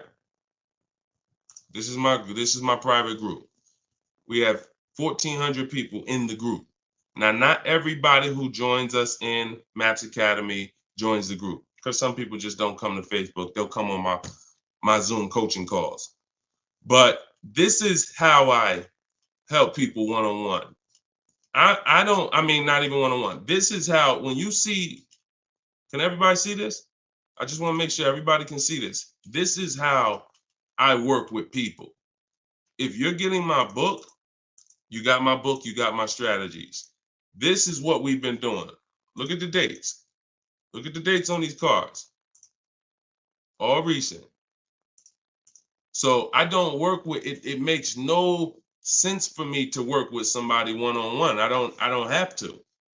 The people who have been in my group since 2021, we get to the deals, because there's no situation that you're in that's a special situation. I guarantee you that. It doesn't matter. I've had thousands of scenarios. Nothing that you have is special where it requires this special process. Your car got totaled, you need a car, you're going to follow the 7 steps. That's not going to change. If you don't have a car, you can skip the equity assessment. The rest of the 7 steps apply. It doesn't matter. You think you need a special plan. No, you need a plan. And that's the plan that I have in my book or in my group or what I'm answering here. So you can feel free to ask your question. But your situation, this is very common. There's probably 1 million people around the country in your situation right now. Car was totaled, need a car. Common, very common. I know it's like overwhelming for you, not for me though. Super common. Okay, yeah, check your spam, Jerry. Check your spam or your junk folder. All right, Troop Tip. You see that question from Troop Tep on TikTok, Dolan? Unless you got something before that. All right, another one from Instagram. I'm looking to get an electric vehicle, and I'm not one to keep cars. I'm interested in getting a lease, but don't really know how the process works. You must get bids. You must get multiple offers, or you're going to overpay. Electric cars, doesn't matter. Same process. Big, exotic cars. When you look at, Sean's getting an electric truck. He probably got it already. But he sent me this message, and he was looking at a $73,000 F-150 Lightning. He ended up getting $20,000 off the truck. Now he's buying it. He's not leasing it. So, Taupe had an electric BMW lease. She got a BMW i4 e-drop, $54,000. She got her bids. She ended up saving $8,500 total with the rebates and the discount. She's paying $690 a month for a $54,000 vehicle. So these deals that you're seeing, these are real deals. These are below market deals.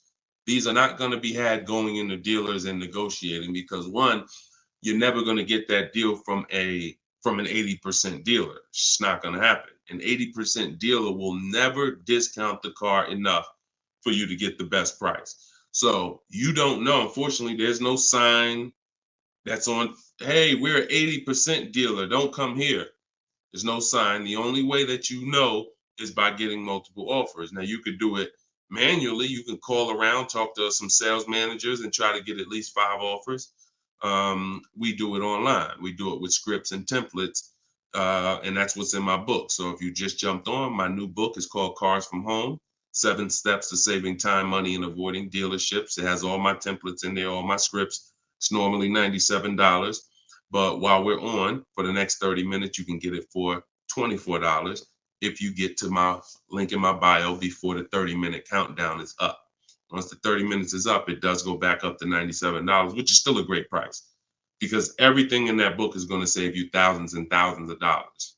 That'll be the most valuable book, but that's only if you want to use my scripts, my resources, and have me do the talking, which is you typing. But if you're going to do the talking, then I would call around and I get at least 5 offers, or you're going to overpay. No doubt about it. At least 5 offers. Okay, you can't calculate a lease manually. You can't try to calculate a lease and think, and even if you can calculate a lease manually, you still don't know what rebates are, what incentives there are. Sean didn't know there was $15,000 in rebates. How did he find out? Multiple offers. The best offer ends up revealing, wow, it's $15,000 in rebates on this truck. He wouldn't have knew that just walking in and trying to see, all right, what's the best deal I could get? 80% deal is never going to tell them it's $15,000 in rebates. So multiple offers is a must. Okay. Go ahead, Dolan. Great question. I'm new to your platform. I joined late. What do you recommend I do? I'm not sure I understand the question. What do I recommend you do about what?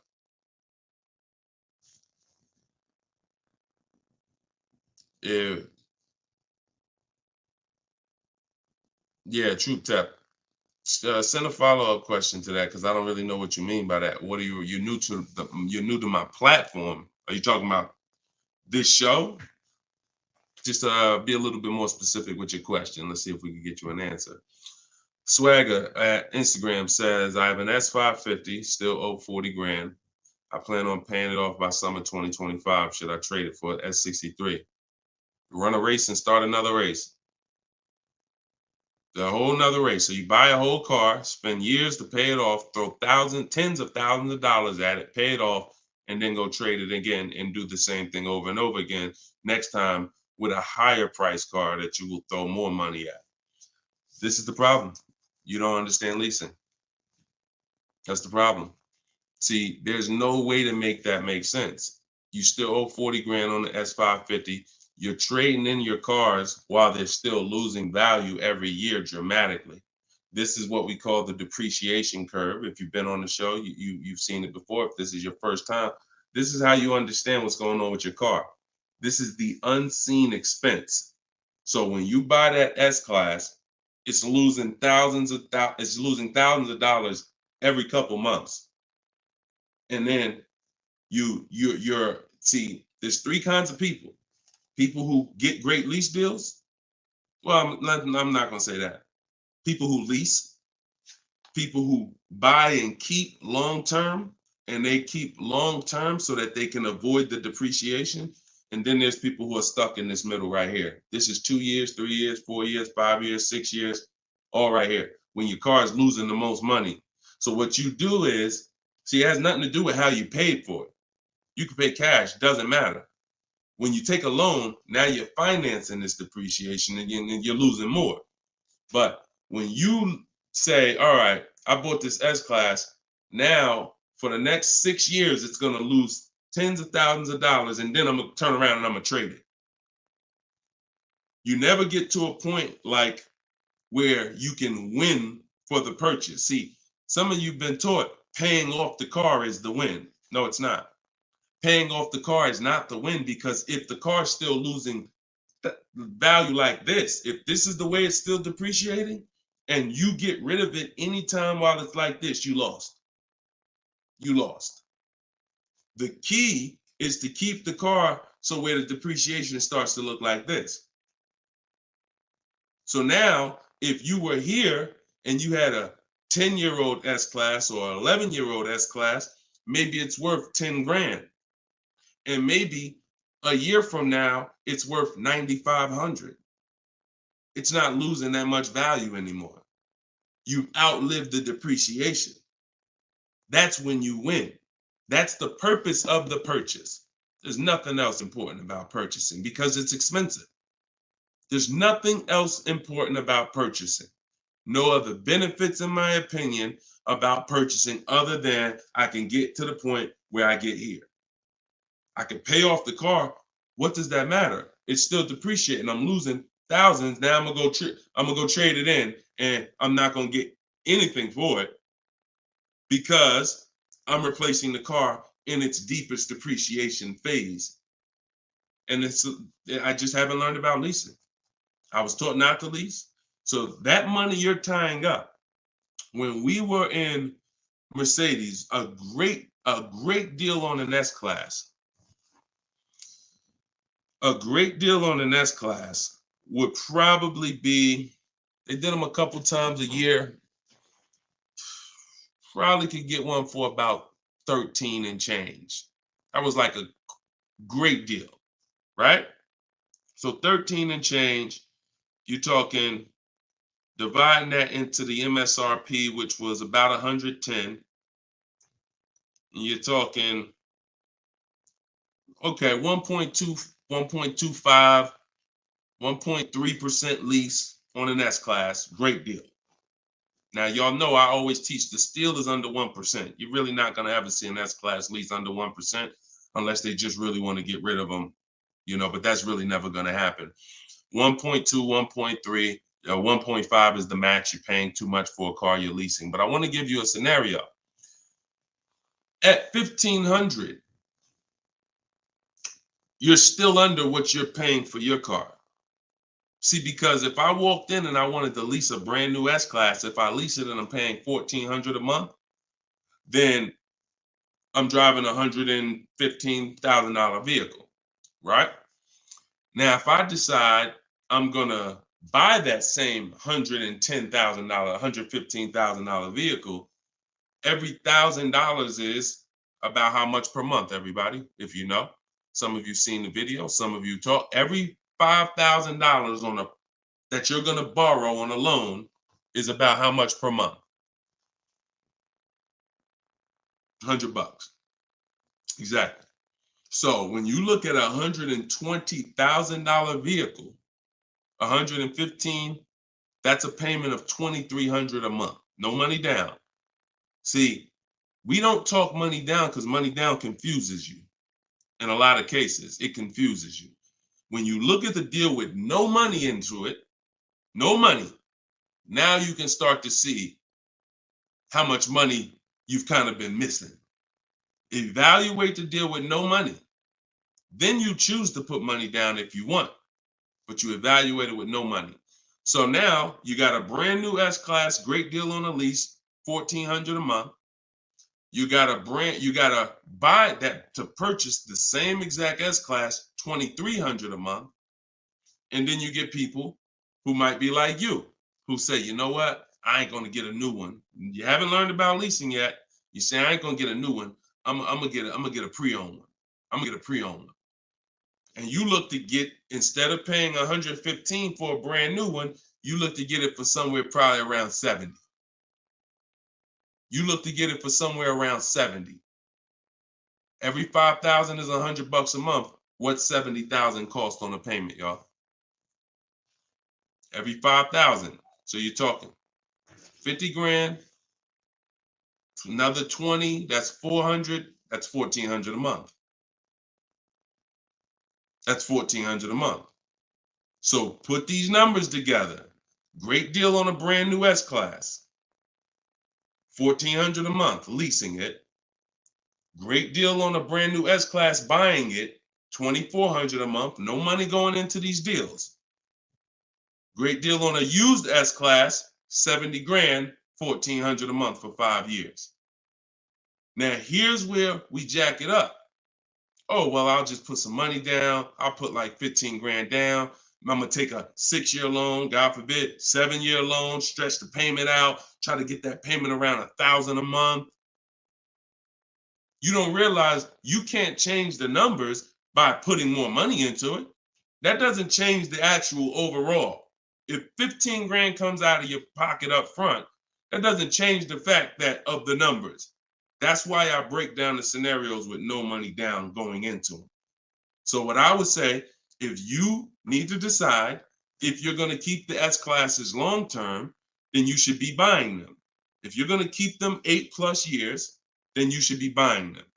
But if you're not keeping these cars 8 years, then you should be shopping for great lease deals because you're just throwing thousands and thousands of dollars away. Same price you paid, same money that came out of your pocket for the last couple years to drive that used S-Class, you could have been driving and leasing a brand new one. And I know what comes with a used S-Class, brother. I know it. Been with Mercedes. I was with Mercedes 5 years. I know the maintenance. I know the brake replacements. I know the service Bs. I know how much it costs to have an S-Class pre-owned, no warranty, and everything that happens is on you. So we're not even taking into account the maintenance and the repairs that you have to put into that S-Class that you wouldn't need to put into a brand new one that you lease if you just stop listening to people who told you that you shouldn't lease cars. No doubt about it. So that's the best advice I could give you, brother. All right, go ahead, Dolan. Shoot the next one up. Use your pointers to get a new 24 GB80 Genesis. Salute. Enjoy it, Austin. Great deal. That's what I did. I worked the deal, no money down, got them the low, then hit them with the down payment, plus went and pre-approved. There you go. There you go. See, you're able to understand when you're shopping with no money down, no money going into the deal. Don't show me what anything looks like putting money into the deal. We determine if we want to put money into the deal later. Shop, get the best price on the car. Find the dealer who's going to get the best price on the car. Then we'll work out the finances. Then we'll work out the details. Most people go right to the, all right, what's the monthly payment? All right, what should it, how much should a brand new GB80 be? Depends on who you buy it from. Depends on what they sell it to you for. First things first, we got to find a dealer that's going to sell us the car for the lowest price. Good job, Austin. Congratulations, man. GV80 is a nice vehicle. Enjoy it. How much should CPO normally charge? How much should certified pre-owned normally be charged for Genesis G70? You haven't seen enough of them. So if I'm looking at a used, so example, I got a 2020 Infinity truck that I got year and a half ago. If I went in wondering how much it should cost without knowing, then the market's going to tell me. Now, our goal is to get below market deals. So whenever we're getting below market deals, we are always we need to know what the market is first. You can't get below market deals if you don't know what the market is. So when we're getting offers on new cars, it's easy because we can see what the market is with all the offers we get. We get 5 offers, we get 7 offers, we can see what the market is. And we can see the low side of the market, we can see the high side. You got to do the same thing with used cars. And you go on every marketplace, we use 8 of them. We use cars.com, Driveway, Carvana, CarMax. Some people say, oh, CarMax is, if they're, listen, I don't care if CarMax is overpriced 90% of the time. The 10% of the time that they're not, they're going to be in the runnings. You know, it's like Best Buy. I know Best Buy is going to be overpriced for electronics 90% of the time. But when I needed to get an iPad for my wife, Best Buy had the best price. So if these people need to be in the runnings or you're going to overlook some savings. So yeah, we'll look at, CarMax, Driveway, Carvana, Carfax.com, Cars.com, Auto Trader, Car Gurus, eBay Motors. So we're looking everywhere there used cars. And then we're going to look and we're going to sort by lowest price to highest price to see where the low side of the market is. Then we do our narrowing down. I need to know what the low side of the market is. If it's 24, if it's 4, when I was shopping for my truck, the low side of the market was 30 to 31 to 32. That was the low side of the market. So when I saw it and I narrowed it down based on Carfax. This is how we narrow it down. This is my system. All in my book, all of what I teach, all of my live shows, this is our system. Narrow it down by title history, then service records, then accident history. Then we need to check the original MSRP. Can't get a good deal on a used car without knowing the original MSRP. How you gonna do that?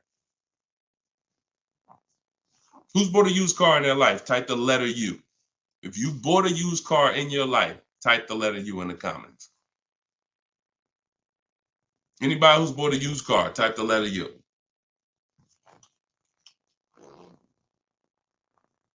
Okay, Cash, I see you. Andre and TikTok, I see you. Okay, Cash. All right. King of Rap, I see you. Okay. If anybody bought a used car, okay.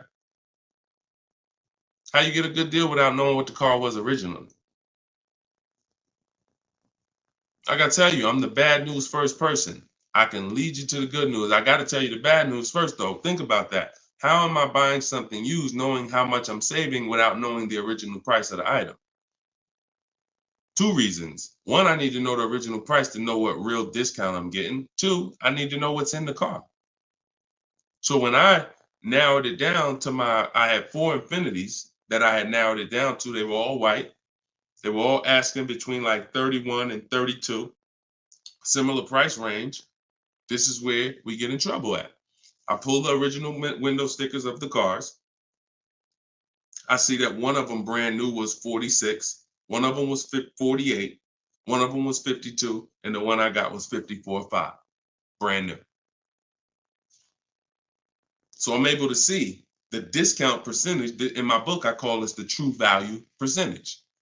This is all that matters when it comes to price. And once you do the check and make sure it's a good car, title history, service records, accident history. Okay, now it's time to get to the money. I need to know what the car was originally. I know 54,000. This one I paid 31.8 for. I got a 42% discount. Now, if I would have took the one that was $1,000 less on the asking price, because I didn't know how to do this. Now I didn't know that one was only 48,000 brand new. So it's a smaller discount. It's probably only saving me 30-something%. The one I got was 42%. Forget what the dealer's asking. The dealer was asking $1,000 more than the other ones I was looking at. But once I saw what the original price of the car was, I knew that that was the best value because you got the most expensive car brand new. Why would I take a car that has less equipment because they're charging $1,000 less for it? But it has 7,000 less equipment in it, 7,000 less features in it. It's the little things, y'all. It's not the big thing. It's the little things that you're missing, and this is what we do. This is why I'm here. And for those who are willing to listen, we teach you how to do it the right way. These things you haven't been taught to do. And once you hear it, you're like, dang, that makes sense, right? How the heck? Why wouldn't I want to know what the new price was? Don't even know what equipment's in the car. I knew the day I got the car, it was an edition 30. I saw the original window sticker, remote start, all these features, backup cameras all around, black mirrors. I saw all of that because I got the original window sticker. These are the things you must do. And the last thing we do is we verify there's no bogus fees before we go to the dealer. Because some people be in the lowest prices online, but they have no intention to sell the car for that price.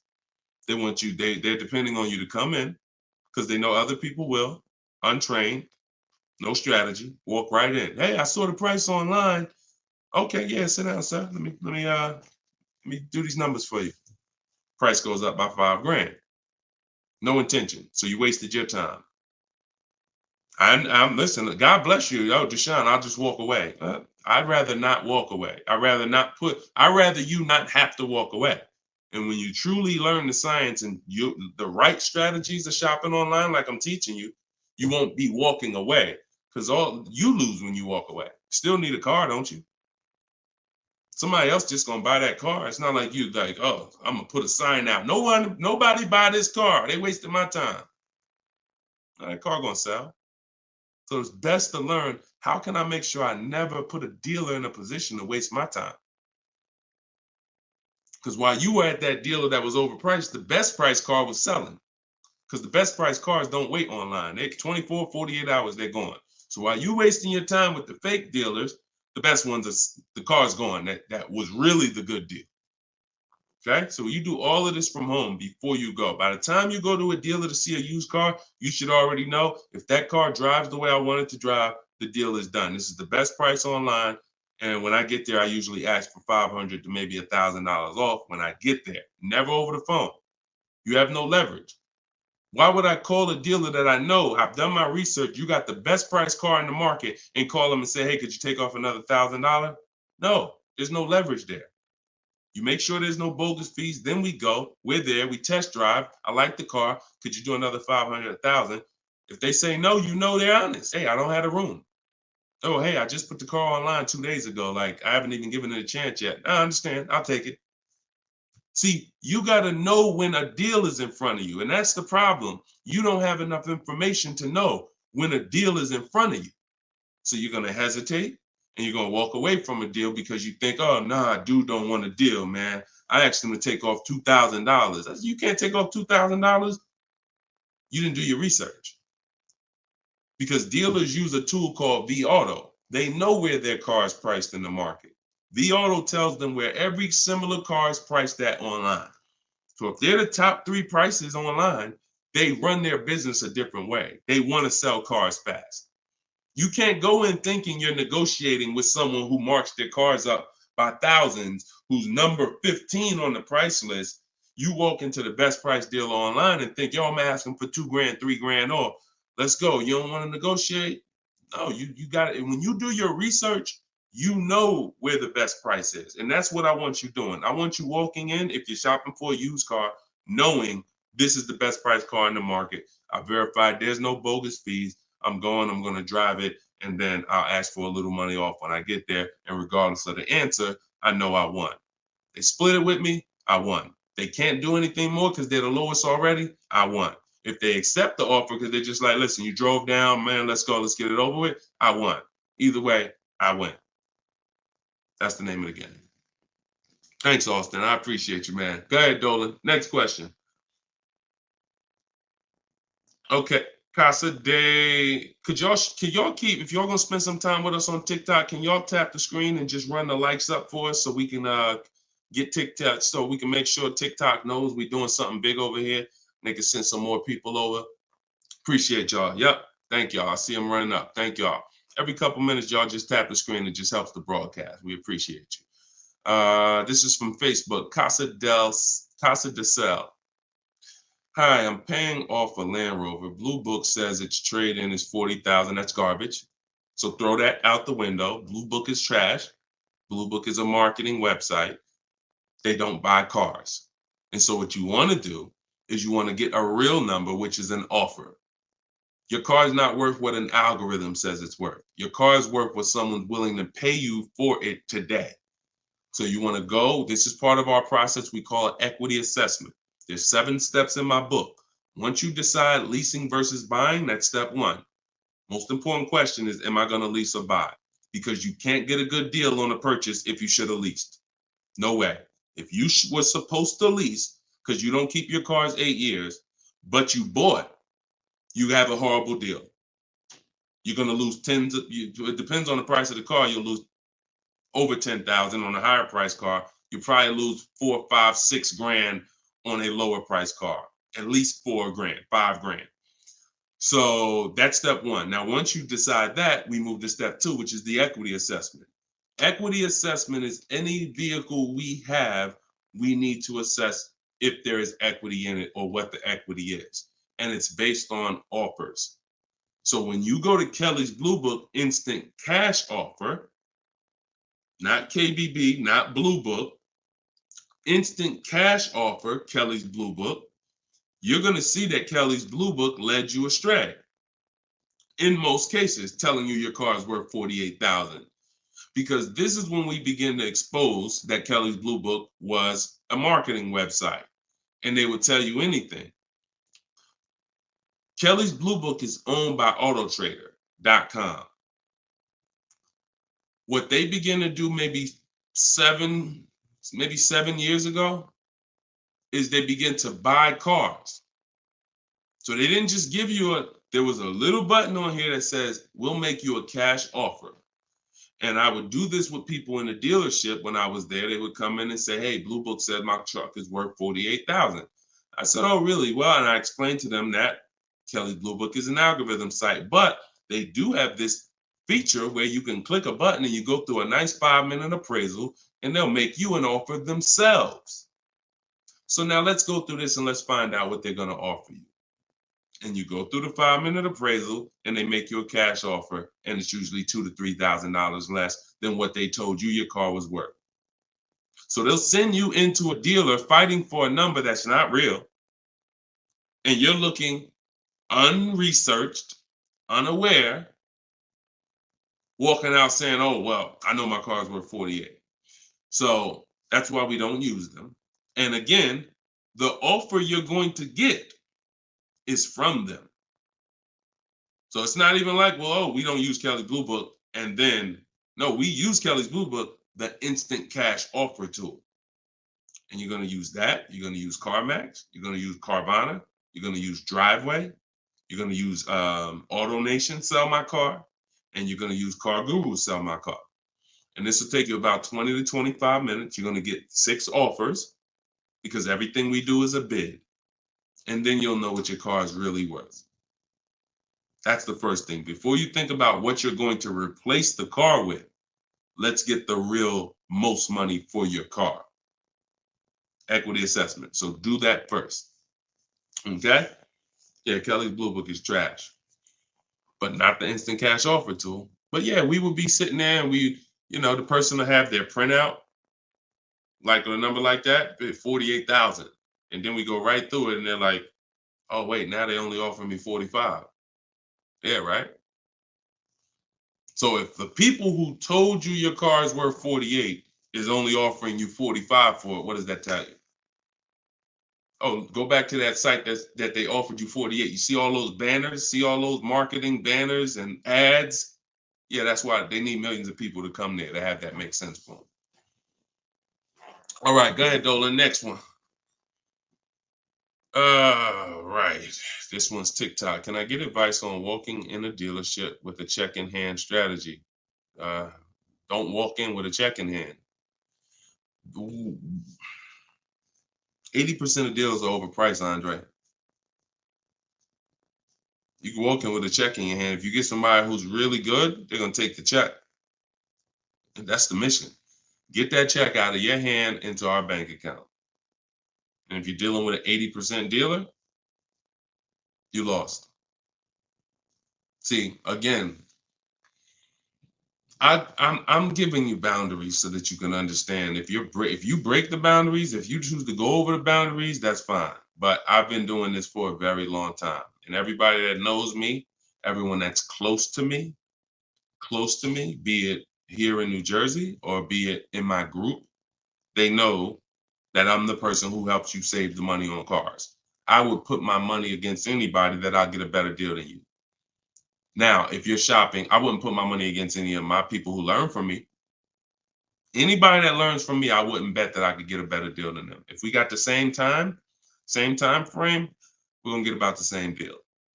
But somebody who has no strategy, just shopping, going into dealers, I'll put any amount of money. I bet you $1,000 today that I get a better deal than you without even leaving my house. So I want you to be in that position because you don't know who you're dealing with. If you're in an 80% dealer, they knock off $3,000 for you, $5,000. You think you won? Look,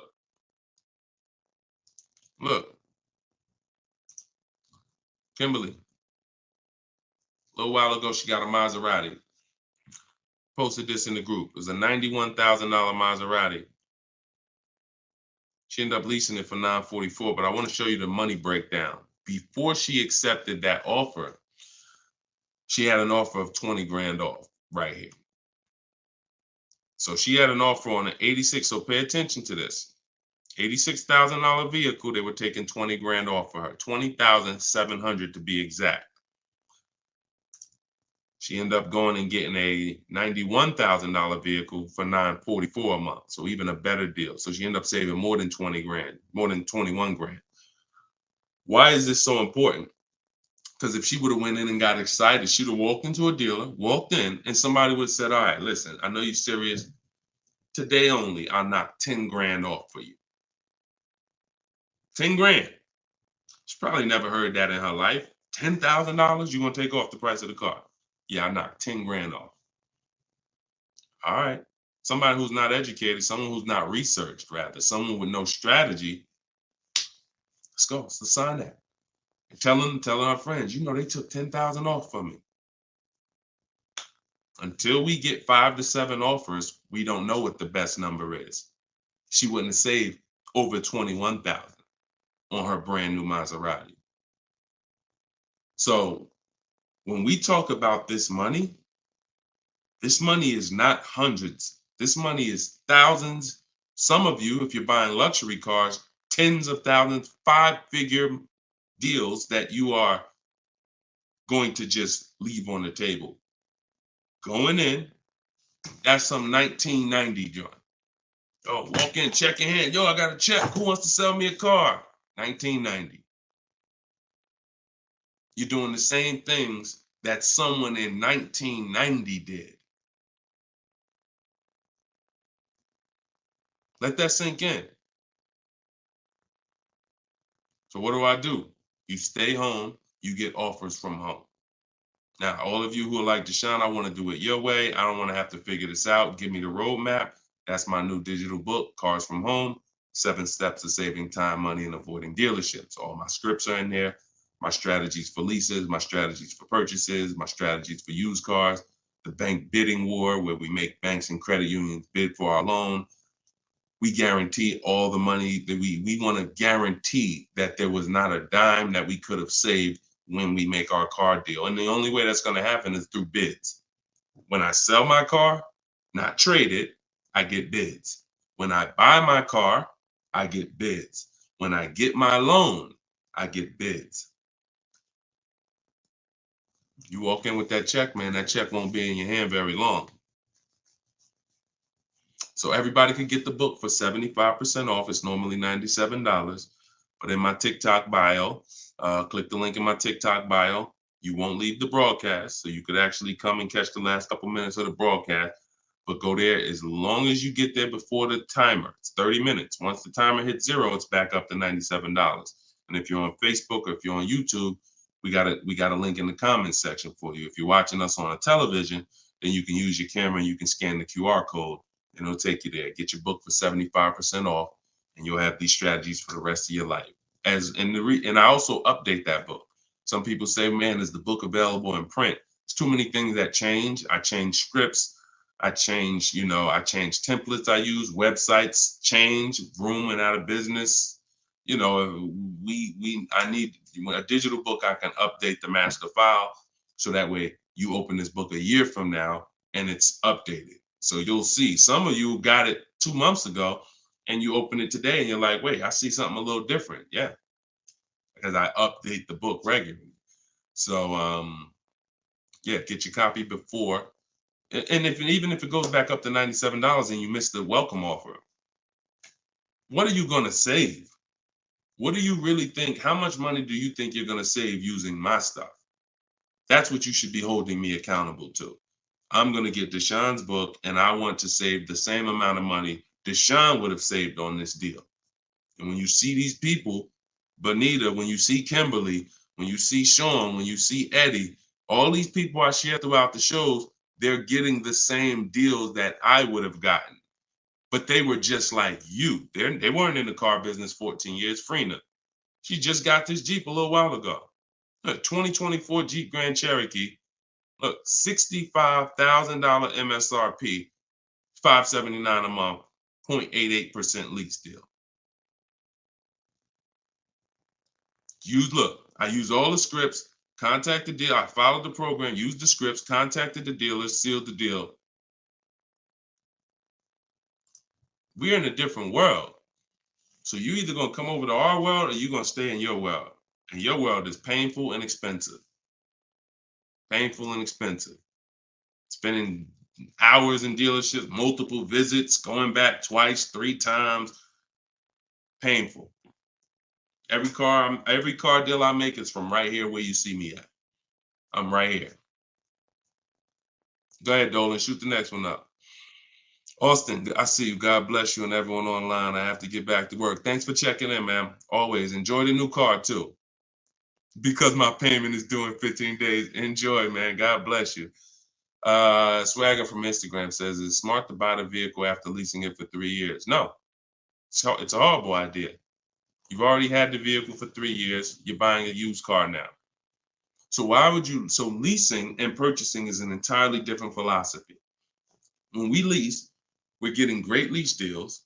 We're driving vehicles for pennies on the dollar compared to people who purchase them. All those lease deals. You saw Frina, that same $65,000 vehicle is $1,100 a month. Someone is out there paying, unless they put up a ton of money down, they are out there with that same Jeep that Frina just picked up, and they're paying $1,000+ a month for it. She's paying $579. Why? Because they said they don't lease? Well, you go ahead with your non-leasing self and pay double what I'm paying. Now, if you're keeping the vehicle forever, 8, 10, 12 years, in my book, I created the 8-year rule. The 8-year rule is when you begin to win as a purchaser, because that's when the depreciation is going to cool off and make sense. You can get some of this money back, because the person who's leasing is killing you. In terms of the money that's not coming out of their household compared to yours, they're killing you. So you now need to try to catch up one day. And if you catch up, the only way you catch up is you keep your car until the depreciation cools off 8 years, 9 years, 10 years, 12 years. And that's where you win. You can't do that with a lease. But keeping your car 6 years or 7 years is not anywhere near enough time for you to catch up to a person who leased and got these great lease deals. Because you're paying for the whole car. New car, used car, doesn't matter. A new car, you're paying thousands more than a person who leases. A used car, over 8 years, you're paying about the same money as a person who leases for a used car.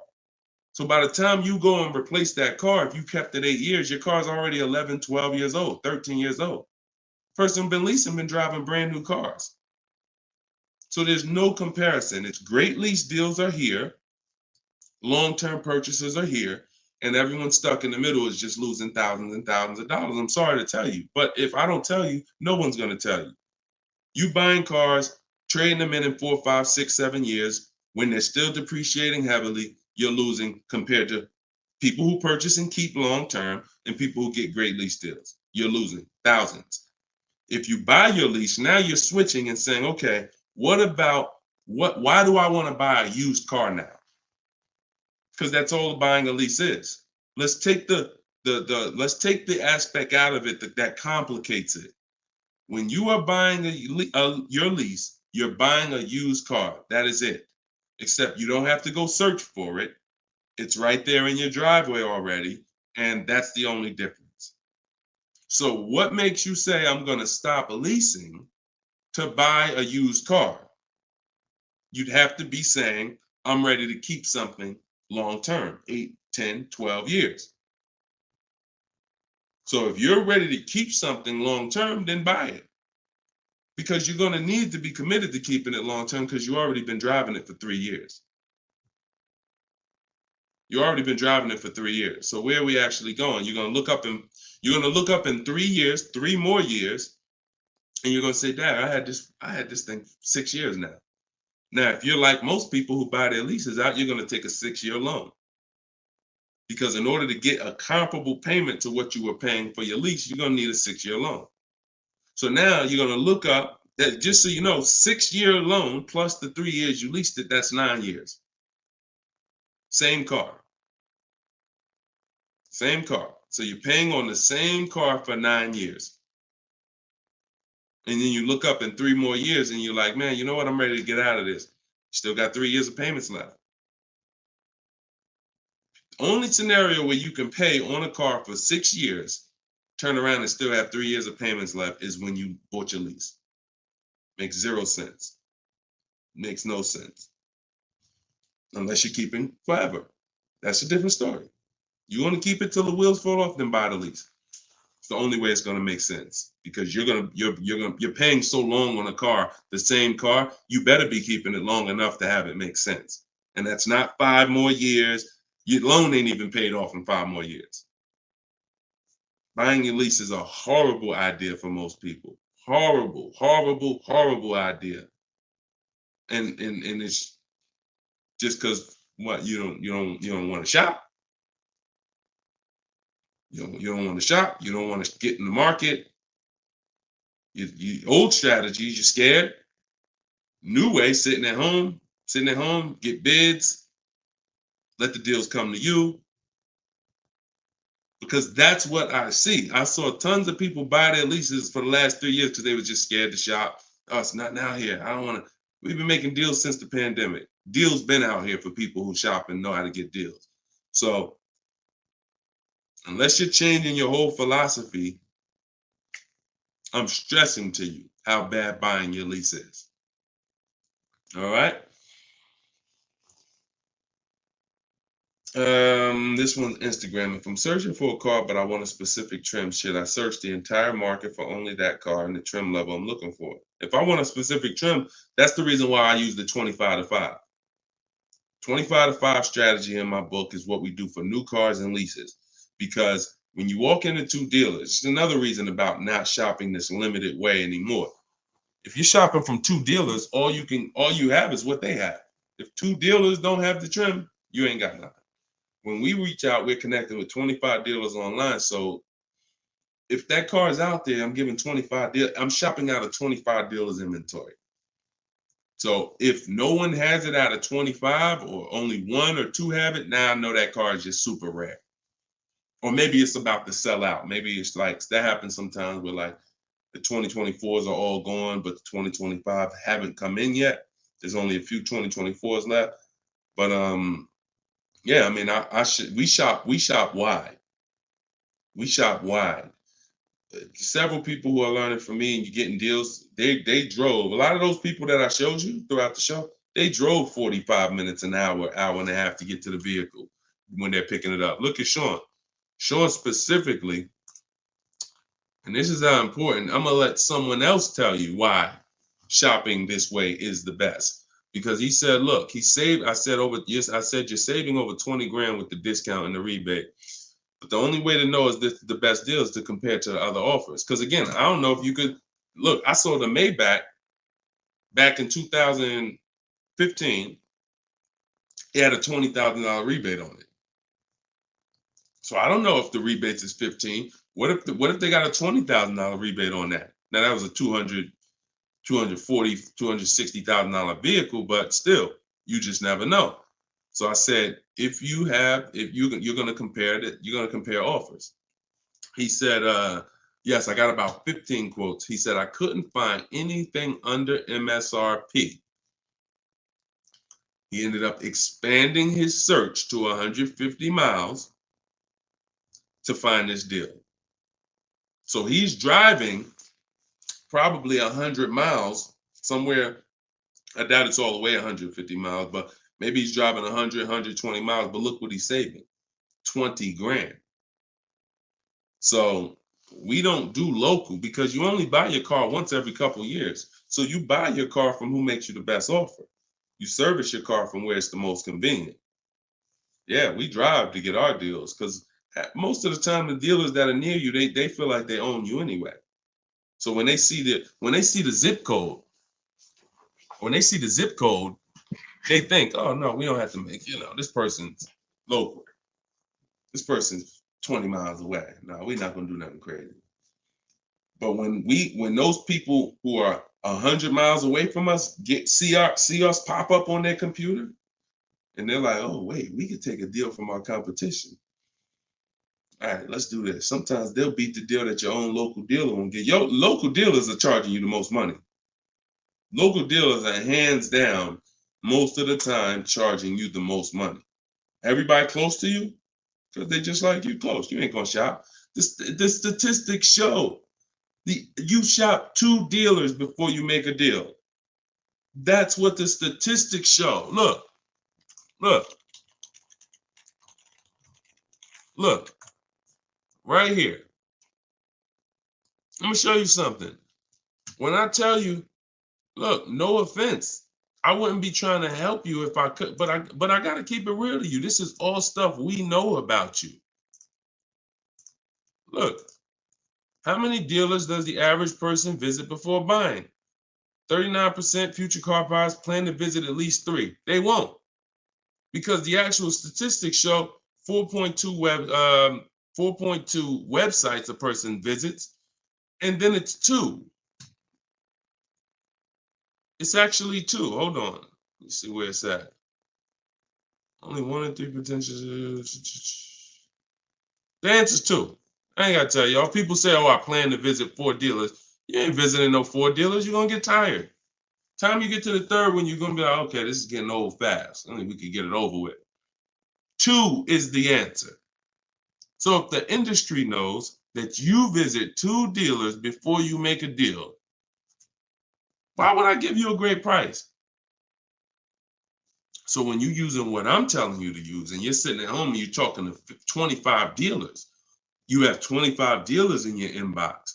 When you're sitting at home and you're looking at all the used car market in a 150-mile radius of you, oh, now you're not the normal shopper. The normal shopper is going to get the normal deal, market value or over market value. That's what normal shoppers get, depending on how bad you are, over market value, depending on how unaware you are. But market value, over market value, that's normal. People with strategy, multiple dealers getting bids, below market. That's the difference. We shop wide. This local is dead to us. Local is dead to us, and it should be dead to you. I want you to kill it. All right, kill that whole mindset. I don't need to buy my car locally. I'll drive into the next state. I remember Shonda last year, California. She bought a Volvo, and she said to Sean, she's in our group. She said everybody in Northern California. She said my best deal. I think she was saving like $3 grand off MSRP, and she's like, but it's a dealer in Southern California though that's taking like $6 grand off of me with my Costco rebate. I said, okay, what you gonna do? She said, I just bought a plane ticket, $79. said, there you go. That's what I would have did. That's a sweet plane ride. I'm taking a plane, $79 to save $3 more grand than my local dealer was going to give me up here. Sweet plane ride. So local's dead to us. We go where the money is, and we enjoy that ride home. Nothing like driving home for an hour knowing you just saved a ton of money. So that's it, y'all. We've been on for about an hour and 15 minutes. We like to keep these shows right around there. In my bio, I do have the link to when I'm going to be live next. So I'll make sure that, as long as we keep doing these live shows, again, it's going to be up to you guys. If you guys continue to show up, if you guys continue to tell your friends, then we'll keep doing the shows. But if not, we can certainly do the broadcast, because the broadcast, people get value out of them. So we've seen it, for the last 3-4 weeks since we've been testing this, we've seen people get value out of the rebroadcast. So what's the point in Deshone coming live regularly if people are going to sit and watch the rebroadcast? So, but if y'all going to tell people when we live and bring people and share, then certainly we'll keep the live shows going. But the entire show is sponsored by my new digital book, Cars from Home. So if you want everything I teach in one place, you got it right there. We don't hold back on this show. We don't hold back in my social media videos. That's why they're, thank God, continuing to, be seen by millions of people. But that's for different types of people too. So whenever you're navigating all my social media videos and you're trying to piece it together, some stuff is in there for high mileage drivers. Some stuff is in there for used cars. Some stuff's in there for leasing. Some stuff's in there for negotiation. Some stuff's in there for how to format your deal. So you're trying to piece all this stuff together. If you say, Deshone, I want this all in one spot, step by step, that's my new digital book, Cars from Home, 7 Steps to Saving Time, Money, and Avoiding Dealerships. And you can get it for 75% off in my TikTok bio, in my Instagram bio, or in the comment section on Facebook and YouTube. Also in my bio is a link, and we'll put one in there in the comment section as well, is a link to my masterclass that I did. It's called Everything You're Doing Wrong Buying, Selling, and Leasing Cars. So that's an on-demand class. You'll need about an hour. We go very deep on leasing versus buying there with scenarios. And I go over 23 mistakes that most of you are making. And, if you're going to really save money on your next car and every car, you're going to need to stop making those mistakes. So that is in my TikTok bio and my Instagram bio as well. And you can certainly just get in where you fit in. I make the information available. Get it how you want it. Just get it. All right. I'll see you all on the next show. God bless you.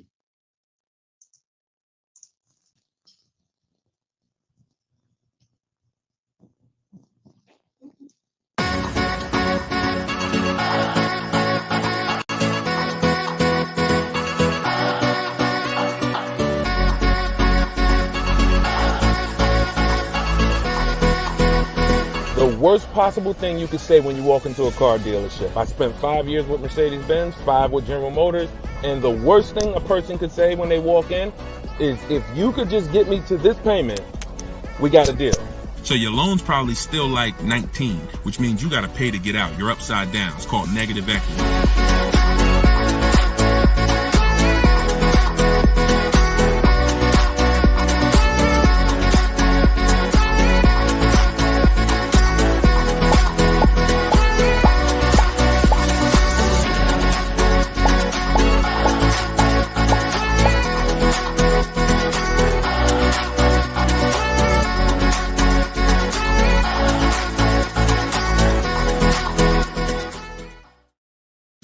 What's going on? Welcome, everybody.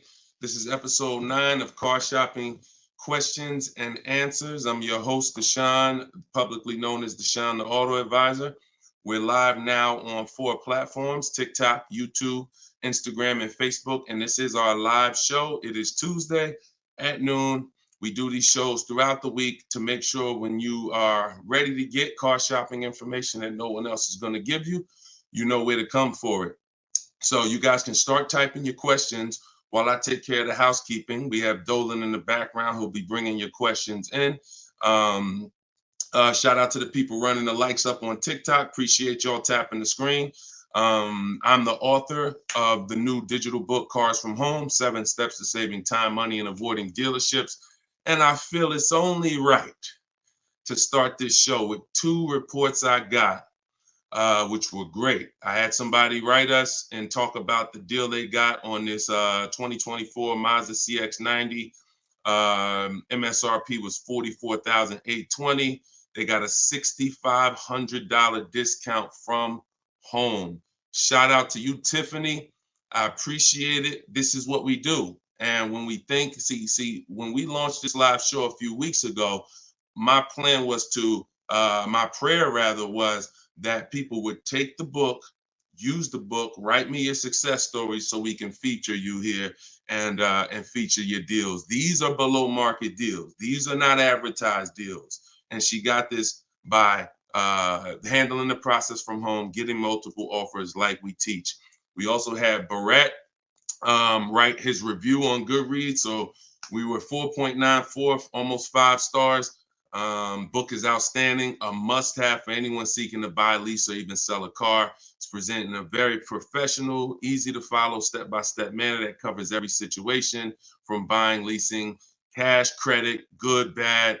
Although I purchased and leased several cars in my lifetime, I learned new tactics to obtain the best value for my money, and it even has a wish list, yes, to help you separate your wants from your needs.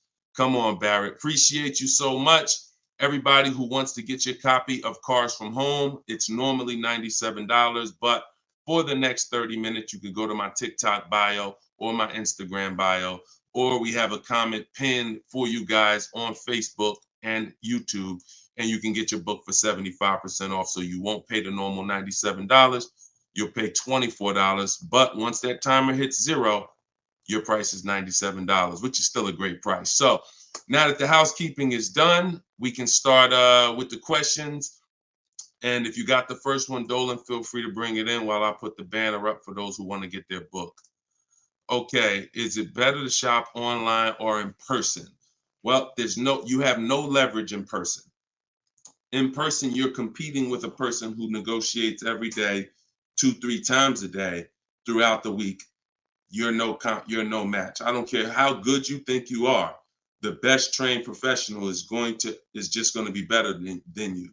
And that's because they do this every day.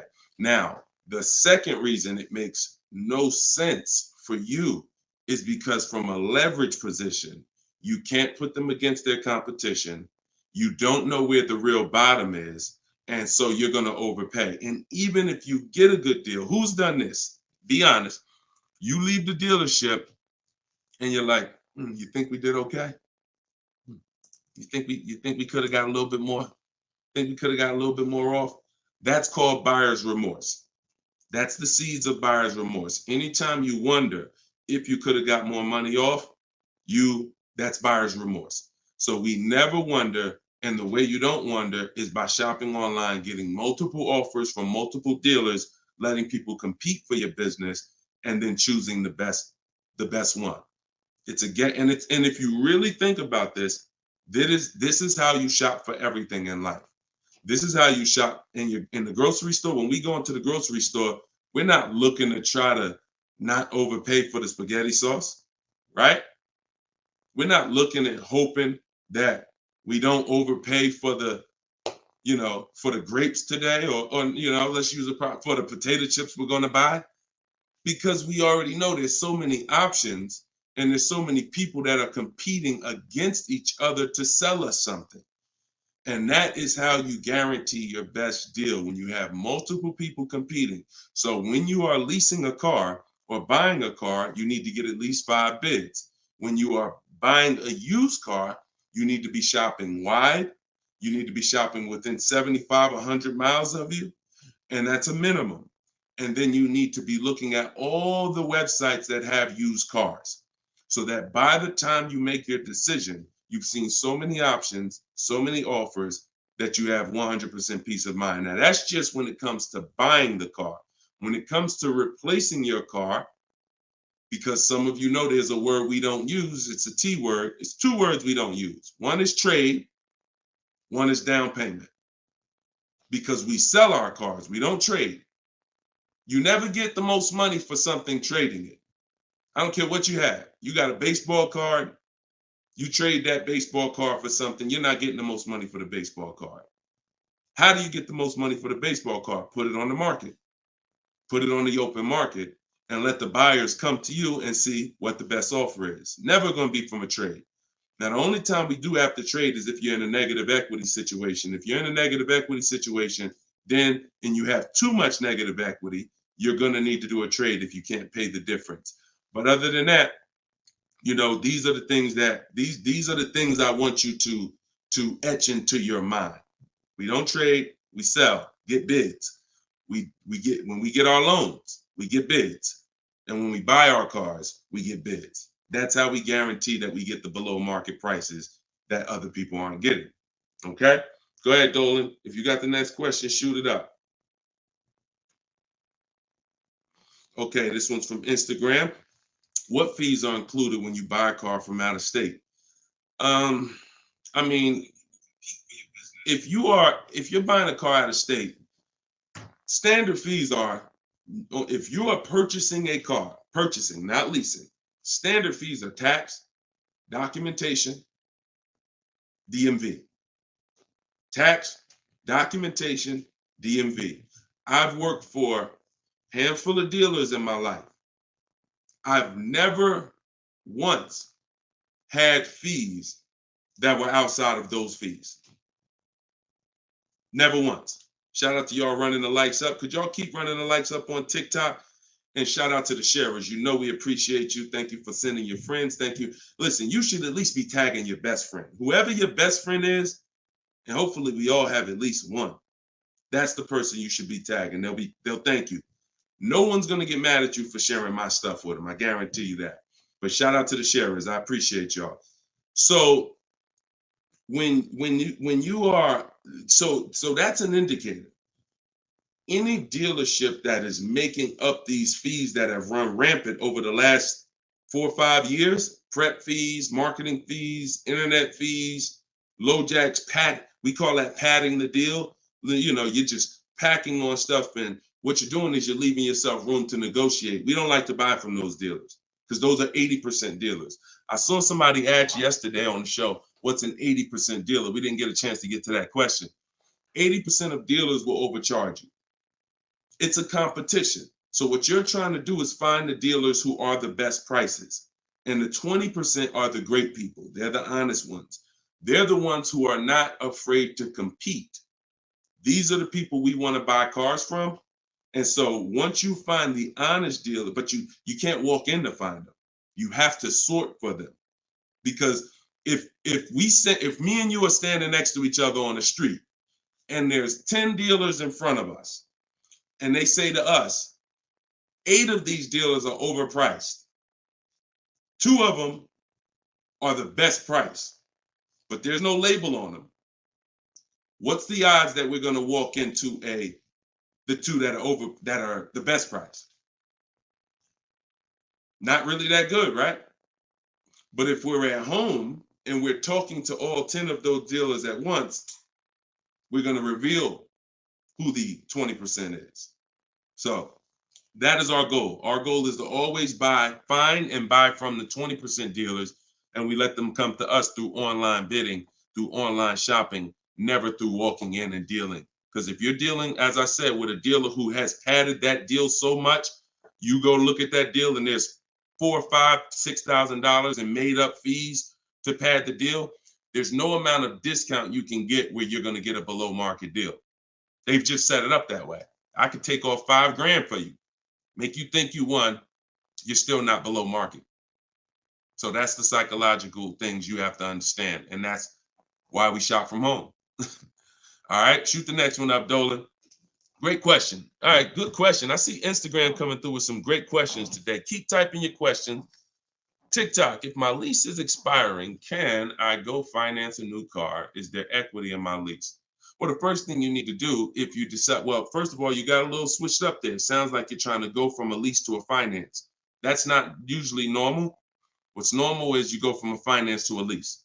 Because a lot of you who found out that you're not keeping your cars 8 years, you're breaking the 8-year rule, you're overspending by thousands of dollars because you were taught never lease. So a lot of you have found out over the last couple weeks of shows, or maybe you watch videos, or maybe you went to my masterclass and you found out that was bad advice. Not only was it bad advice, it was very expensive. It has cost you more money than you should even calculate. It doesn't do you any good to calculate how much money you lost not leasing when you're not a long-term person. But that's the more common path, finance to a lease. To go from a lease to a finance is a different mindset.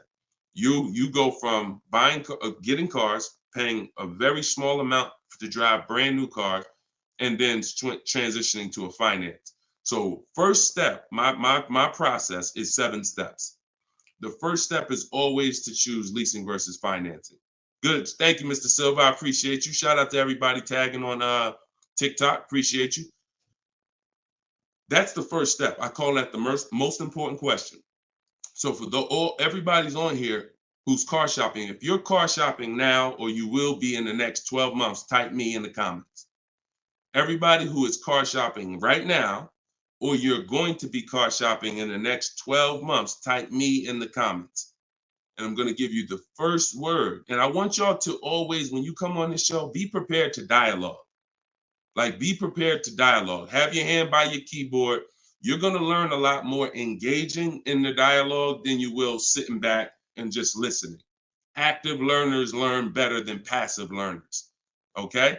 So now, all of you who said me, I want you to ask yourself, how many years are you keeping the next car? Because this is the lease versus finance question. This is the lease versus buy. I'm not going to say finance because some of you are going to pay cash. This is the lease versus buy question. How many years are you keeping the next car? Gary said forever. Okay, there we go. So that's a good indicator till the wheels fall off, Joseph on Instagram. I see you. Okay, here's the question. 72 months. Okay, that's 6 years. You shouldn't be buying, Frankie. And I'm going to tell you why in 1 second. As long as it lasts. Now, when you want to try to get a little bit more specific than that, because sometimes you'll buy a bad car. It only lasts 5 years, where if we know we're going to keep this thing long term, we want to make sure we buy a car that's a quality car. That's what we want to make sure that we do. Buy a car that's a quality car. All right. So let's do, okay. So all of you, if your answer, I see you, Andrew, you 6, I see Teresa 10. Okay. Now, here's the rule. I call this the 8-year rule. The 8-year rule is based on when cars lose the most money. So it's not based on, see, some of you have been taught you pay off your car, get the title, do whatever you want. You want to trade it in, do what you want. I'm here to tell you that that's cost you because you don't understand the unseen expense. And the unseen expense is the one that's hurting you. That's depreciation. So the first thing you're trying to get when you're deciding I want a car is, how am I going to avoid big depreciation? Big depreciation. You buy a car for $30,000 today. What is it worth in 3 years? Even if you don't drive it. See, this is these are the things that you've been, oh, well, I want to buy a car. I drive as much as I want.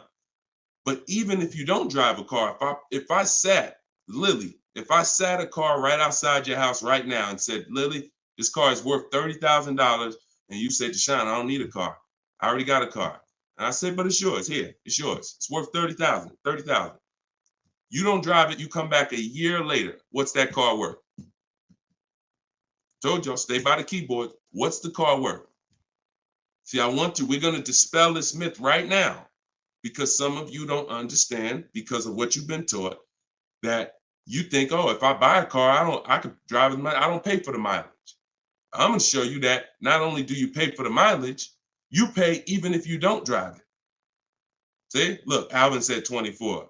Look, didn't drive it 1 mile. Days on Instagram said 24. Look, didn't drive it 1 single mile. That's probably accurate. So think about that. If that's many people will mention depreciating assets. That's a very common word, but we're now going deep on what that actually means. Depreciating asset means I purchase something, I acquire something, whether I use it or not, it's going down in value. If I use it more, it goes down in value more.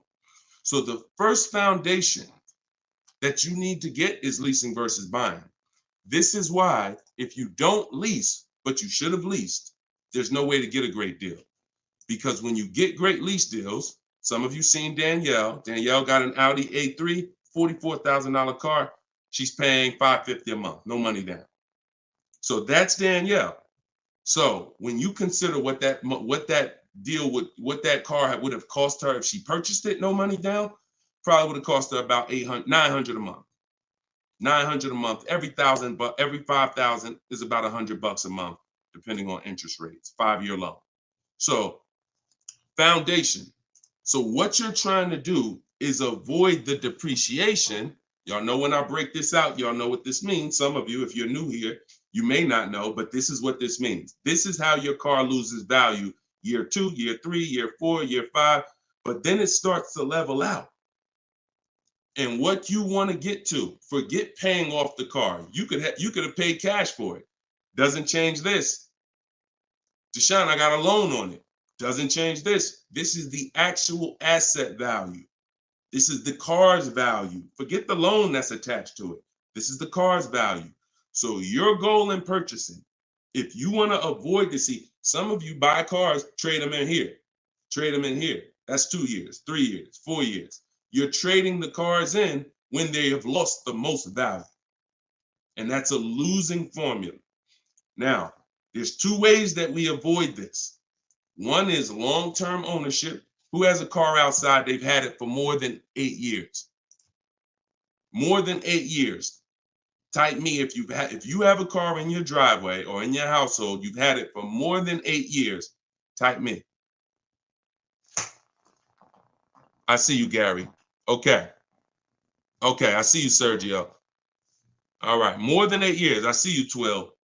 Now, this is where you win. Here's why. Your car is no longer losing value like this every year. Now it's only losing a little bit. Now it's only losing a little bit. You beat depreciation. See, the goal with a purchase is to beat depreciation, not pay off the car. You could pay off the car and still lose to depreciation because you replaced the car in the early life cycle. So if you are not buying the car with the intent to keep it long term, 8 years, there's no comparison to a person who's leasing. So there's 2 sides. One is the people like Danielle. One of the people who are like, Deshone, I'm not keeping a car 8 years. You should be shopping for aggressive lease deals, not normal lease deals, below market lease deals. That's what I teach. Or you should be purchasing, getting great deals, below market deals on purchases, new cars, used cars, with the intention to keep them long term. That's it. So that's all step 1. I call that the most important question. That my book is broken down into 7 steps. It's called Cars from Home, 7 Steps to Saving Time, Money, and Avoiding Dealership. Step 1 is the most important question. That's what we just hit on. It's the leasing versus buying, because you need to pick a side and you need to have a long-term plan based on what side you're picking. You can't be stuck in the middle. Stuck in the middle, you're going to lose all the money. You lose all the money stuck in the middle. Purchasing cars, flipping them in 3, 4, 5 years, you're losing all the money. Buying your leases out at the end, you're losing all the money because you're mixing the 2. Lease or buy long-term. This in the middle right here, that's the danger zone. Everybody clear on that? If we're clear, type clear.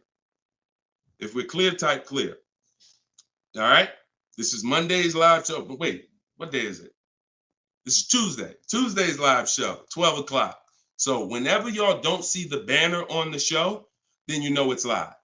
If you see the banner that says when we're live, then you know it's one of our rebroadcasts. But if you don't see the banner, that means we're live and you can start typing questions. All right, clear. All right, everybody's clear. Now let me hit the second part of Frankie's question. Okay, and for those who just came on, everything I teach is out of my new digital book. It's called Cars from Home, and you all can get it for 75% off. It's normally $97, but in my TikTok bio, in my Instagram bio, and in the comment section on YouTube and Facebook, we put the link there for you so that you can get your copy for. You won't pay the normal $97, but you only got 30 minutes. It's a welcome offer. Once that clock goes down to 0, Your price is $97, which is still a great price. You saw how much money Tiffany just saved on her new Mazda, just using what's in the book. Saved herself, I think, $6,000. So go ahead. Oh, no. So, and then you move into the equity assessment. So once you decide, Frankie, which you already said you're only keeping the car 72 months, you should not be purchasing. Because if you purchase, we already went to what's going to happen. You can't win keeping that car 6 years and then replacing it. So you should now be doing your equity assessment, which is calling your bank, get your payoff, and then you're going to go to the cash buying websites. Don't use algorithm sites because they're worthless. Car Guru, Sell My Car, CarMax, Carvana, Driveway, AutoNation, Sell My Car, AutoNation, Sell My Car. 6 offers, 3 are from dealers, 3 are from online buyers, and these are the best offers you're going to get. They'll cut you a check the same day. That's our bidding system. That is how we do our equity assessment. We do not trade our cars in because we're not going to get the money that they're worth trading, which I hit on earlier. All right. I know we got a lot of questions being typed. Dolan, you can shoot the next one in. Okay, this one's from Instagram. I'm looking to lease a GLS 450. Does Mercedes have any third-party restrictions on selling your lease? So I wouldn't concern myself with that. I'm going to tell you why. That's like trying to think about the purpose of equity on a lease is a bonus. Shout out to y'all running the likes up on TikTok. Appreciate y'all. If y'all could keep tapping the screen every couple minutes, if you could just give it a little tap, tap, tap. That just keeps running them up. Just every minute. Every time you hear something and you're like, oh, that was good. Tap, tap, tap. And it'll just keep the likes running up. Keep TikTok notified of what we're doing over here. So you never want to base the car you're going to lease on if it's going to have equity at the end. The benefit of leasing is driving cars for pennies on the dollar compared to what people purchasing them.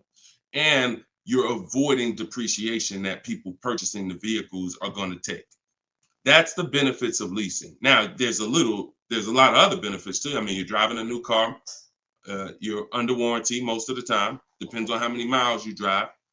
So if you drive, 12,000 miles a year, most bumper-to-bumper warranties cover that. If you drive 15,000, maybe you won't have a little bumper-to-bumper at the end, depending on what you choose. Mercedes has a 4-year 50,000 bumper-to-bumper. But the benefits of leasing are what I just laid out. Equity is a bonus. We don't want to look, equity is not something we ever want to base the vehicle we're going to lease off of. It's too many market changes that could affect it. A car could have high resale values now, and then in 3 years it doesn't, which means any equity will be eliminated because of the 3-year-old used car market. So you don't want to shop like that. You don't want to shop like that. Focus on, and what I teach in my book is you're going to pick 3 vehicles. Good to see you, Judith. You're going to pick 3 vehicles because leasing, it's so easy to get a great deal purchasing. So easy. On a new car, forget about it. The bids, forget it. We're going to find the 20% dealers. In my book, I have all the scripts because I don't want you talking. Who'd rather get great deals without talking? Be honest. Who's not a good negotiator? You're not a good negotiator. Type not me. Like, you just be honest. I don't ever want you to put yourself in a position where you need to talk. And if you start talking to somebody who's trained to talk and dissect and get information and then tailor a deal, you're going to lose. So in my book, everything is silent. The only people we talk to when we talk to people are managers, because those are different conversations if we need to have them. We're never talking to salespeople besides when we're coming on to test drive the car. We're never talking to salespeople because we just don't know who we're dealing with. So when we're online, we're always typing. That's why I say go online. My strategy is called the 25 to 5. We go online and we contact 25 dealers, go to their website. I have copy and paste templates in there that you just fill in what you want. But if you're going to do it your way, that's fine. But I'm telling you, you don't want to deviate from this format because you're going to get yourself in trouble and you're not going to get the results. You want to be able to connect with a large amount of dealers so that you could get 5 offers, at least 5, because 4 are going to be overpriced most likely, but 1 is going to beat everyone else. So, but when it comes to a lease, there is the lease program that is that the dealer can't control. So we don't know what a lease program is until we shop offers. So there's no way you can look at the residual value. You can look at all this money factor. I know some of you who are in the math, you're like, oh, well, I'm gonna just look at the money factor and see. You can't tell because it can have a high money factor, but it have some good rebates. The only way we know a great lease deal is to shop the market, get our offers, and then if the lease program, if the best offer doesn't get you under 1.5% with no money down, then it's a bad lease program. It's a bad lease program. In which case, we move to another vehicle. So I'm not going to ever co-sign leasing a bad vehicle a vehicle with a bad lease program. I've had all types of people hit me, Deshone, I'm looking at this Range Rover, man, but I did all the offers, and they'll be in a group. We have a private group, and I get to talk to people all around the country about this stuff. So they're like, Deshone, you think I should move on? I'm like, look, you could wait till next month, see if the program gets better, but I'm never going to co-sign signing a bad lease deal. You're paying too much money for a vehicle you're giving back in 3 years. So you're defeating one of the major benefits of leasing. So that's the only reason why we have to have 2 other vehicles that we like when we're leasing. On a purchase, no. One vehicle, pick it, get your bids. One dealer is going to blow everybody else away. But with a lease, you want to have 3 vehicles just in case it's a bad lease program. And if they got a bad lease program this year, maybe in 3 years when your lease is up, they'll have a good lease program. So that's what we do. It's too many cars out here. It's 400 cars out here. 40-something manufacturers competing for our business. Why are we going to get locked on one car? And the reason we're doing this, y'all, is because we're not shopping. You're not shopping. You're not taking the going out for the weekend and test driving cars seriously. You're about to drop 40 grand of your hard-earned money. You need to be, like I teach, shopping and not letting anyone disturb your shopping. If I'm looking for a car, I'll take a whole Saturday and go out or a Monday, and I'll go out and I'll drive 4 cars and be like, okay, that was fun. Don't sit down and don't talk numbers. So let me make that clear. Don't go in there and sit down at the desk and start talking numbers and get a proposal. No. Shop. Once you decide what you want, then we come home and we get our offers from home. All right. Go ahead, Dolan. Next question. All right. When you don't talk, I see a lot of you saying you're not good negotiators. Then you just got to stop talking. Stop talking and start making people bid. You're going to get better deals than good negotiators all day long. Heard you loud and clear on the rebroadcast. I'm here live. All right. Welcome, Jill. Looking for a car now. Profited on a sale, so coming in clean. Need to rebuild credit. Lease cheap car, finance car under 5-6 grand. It depends on where your credit is. If you're in the mid-6, I teach something called, profile over score. So if you have a paid off car, if you have nothing gets you approved for a car like on-time car payments. If you've been making on-time car payments for 2 years, 3 years, you're typically going to get approved for most leases. As long as you're not going from like a $450 payment to a $900 payment. But if I'm in a state where if I'm in that mid 6s, 660, 670, I go for the lease. If I'm in the low 6s, then I go for what I call a smart car, which is the car to set you up to lease. So your goal is to get the least expensive car you can get a loan on, quality car. You want to go small as possible, and small as possible for you might be you need a sedan. You might need 3 rows. But I teach something, and that's what we were talking about when I posted that review that Barrett wrote for our book today. He was like, we get a wish list for needs versus wants, because oftentimes we confuse these. Needs are things you can't live without. I need to have this, or the car's not going to do what I need it to do. I need to have it. Wants are things that you'd like to have, but you can live without. When it comes to getting a smart car, and it's not the little smart car, y'all. I have a different. That's a different meaning for us. It means saving money at the right time. That's what we call smart cars. Saving money at the right time. So if you can't qualify for a lease and you want to set yourself up, then the vehicle you get now is super important. The vehicle you get now could either set you back from leasing because you bought too much vehicle, payments too high. You didn't buy a dependable vehicle. It's not going to last. It's going to start having problems. It's going to break down. You might miss payments because of that. These are all the things you want to avoid. This is why I'm giving you these boundaries that you don't, kind of go off of. But this usually happens when you're trying to get too much car. Quite honestly, if I was trying to get a smart car, I would be trying to get the smallest car I could, drive it for 2 years. Let the family be uncomfortable. Listen, y'all, I know it's tight, but in 2 years, I'm going to get out of this and I'm going to drive off the lot in a brand new lease. So the key is the payment's going to be low because those smaller cars are only 25 grand new, 28 grand brand new. When you get them used, you could get a nice one for about 10. Finance it. You don't have to take a 10-year-old one. So you want to get one that's relatively, good. It needs to last you 2 years or the plan's messed up. So you get the smallest car you possibly can. You drive that 2 years, that's your sacrifice car. And then you flip out of that car. Well, after you have 2 years of on-time payments, you flip into a brand new lease, and then you're leasing new cars from now on. That's what I do, depending on your situation. If you're high sixes, mid sixes and up, I go for the lease. If you're under that, then I would go for the smart car. Okay? All right, keep me posted. Good job. Just having a plan. Having a plan. Go ahead, shoot the next one up, Dolan. I forgot to tell you. Yeah, I see you, Jill, and keep that up. This is a different Jill, I think. This is a means to my dream car. I'm a patient. Yeah, I'm patient. My husband has the needs car. There you go. There you go. You can flex in 2 years. You can flex in 2 years. You do this right.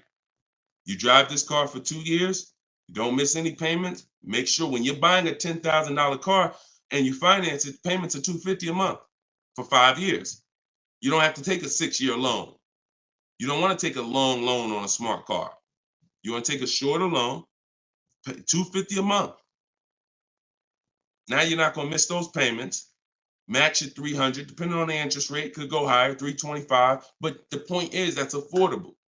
So it's not going to mess up the plan versus you trying to pull out in a $25,000 used car with a high interest rate. Now your payment's $575 a month. You get what I'm saying? So just stay focused, stick to the plan. All right. This is another Jill from YouTube, I believe. Buyout is, go ahead, keep that one up. Oh no, I saw that one. Get the one you just had up, Dolan, from the other Jill. Yep, thank you. So buyout is $36,000 on my 2023 Audi Q5. I want to lease a Range Rover Sport. Should I sell on my own or turn into the dealer? Doesn't look like, and I'm just going to tell you, this is not usually when we do an equity assessment. Now, if you can get out, break even, great. You're driving a 2023 Audi Q5. I don't know who told you that you could switch cars that fast, but it doesn't happen that way. And so the only time in history that we've been able to switch cars that fast is when there was a once in a lifetime seller's market, 2021, 2022, 2023. Once in a lifetime. Chip shortage, every single car was worth $5,000, $7,000. To some of the trucks were worth 10 to 15 grand more than they would normally be worth. Now, I told people back in 2020 that 2021 that was going to come to an end, and don't get used to this. But I told everybody who would listen, you need to cash out now because your vehicle is never going to be worth more today, never going to be worth more than it is today. But that's over.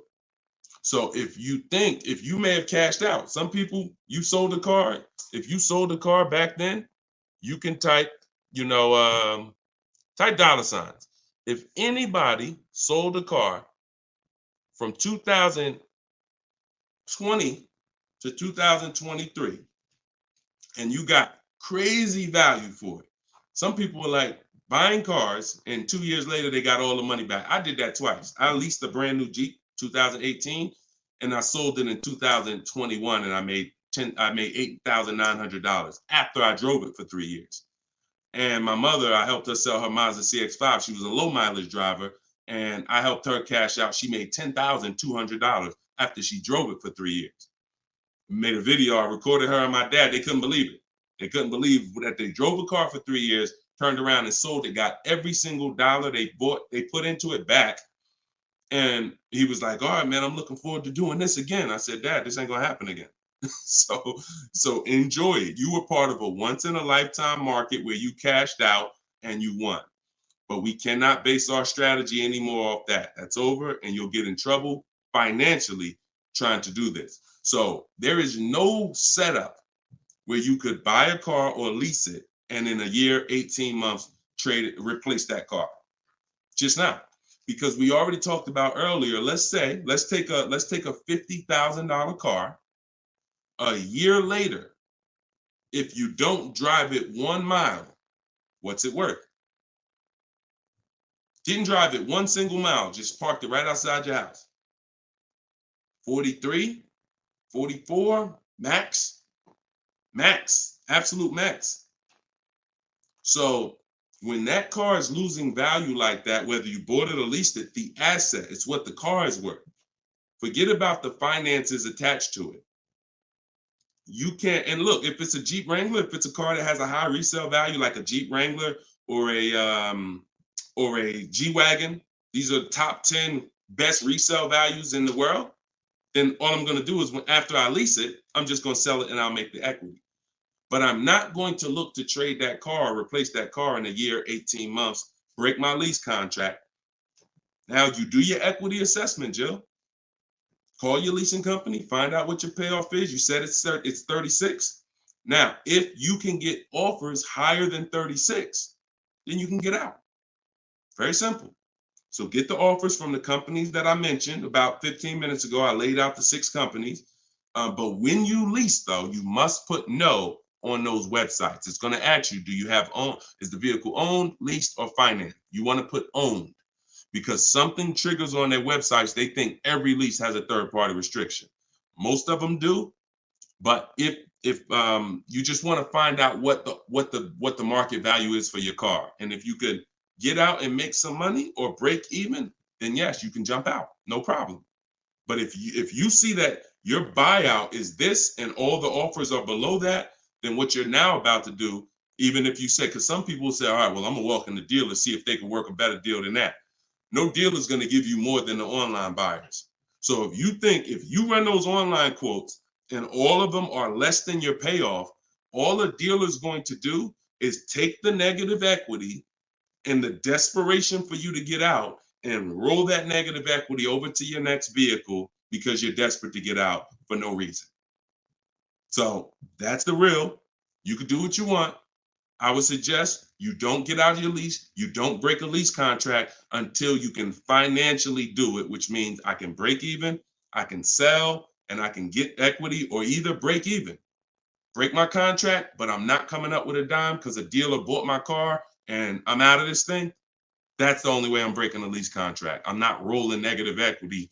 I'm not going to create negative equity in a lease to get out of a lease early for no reason. It just doesn't make financial sense at all. All right, no problem, Jill. Happy to help. Okay, so that's step 2. See, the equity assessment step, guys, is so important. See, because it's the foundation of our deal. So when you look at step 1, the leasing versus buying question, how many years do you keep in the car? 8-year rule. That's step 1, super important. Foundational of your deal. As I said, you can't get a good deal if you purchase, but you should have leased. Impossible. You got a bad deal. I don't care how much money you get off. Now, second step is if I have a car to replace, I got to do an equity assessment because I need to know, is this car that I'm in going to be going to prevent me from making a move right now? Too much negative equity, I'm prevented from making a move right now. If I can get out, make some money, now I got some money. I can sell. I can put money in my pocket, put it in my bank. That means it's an asset. It's a blessing to me. So your car that you're in could either hinder you from getting a car or it can help you get the next car. That's why we always do the equity assessment before anything else. All right. I don't know why I'm frozen on Instagram. All right, go ahead back in, Dolan. Next question. Okay, now I'm back. I see. I'm just monitoring Instagram. Okay, and just so y'all know, everything that I'm teaching is out my new book. And look, I want to show y'all this. And before, keep that question up. Look, here we go. Boom. Look at that. 4.94. Thank you to everybody. We're higher now. I think we're up to 35 ratings, 28 reviews. So thank you to everybody who's reviewed the book on Goodreads. Appreciate you. And thank you for everybody who's using it. Make sure you are writing me with your success stories. Show me your deals so that I can post them just like I posted Tiffany's deal. But everybody can get the book. You can get yours for it's normally $97. But as our welcome special, our book launch special, you can get it for $24, 75% off in my TikTok bio for 30 minutes, or my Instagram bio, or in the comment section of YouTube or Facebook. We have a comment pin for you.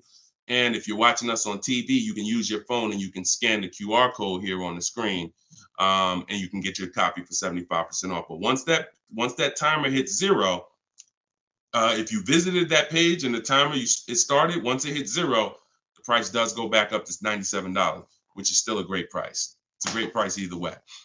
And it'll be in your inbox in a couple minutes. Okay, this is from Instagram. I use your template in the book to ask for quotes. Their response is the lowest offer you have received.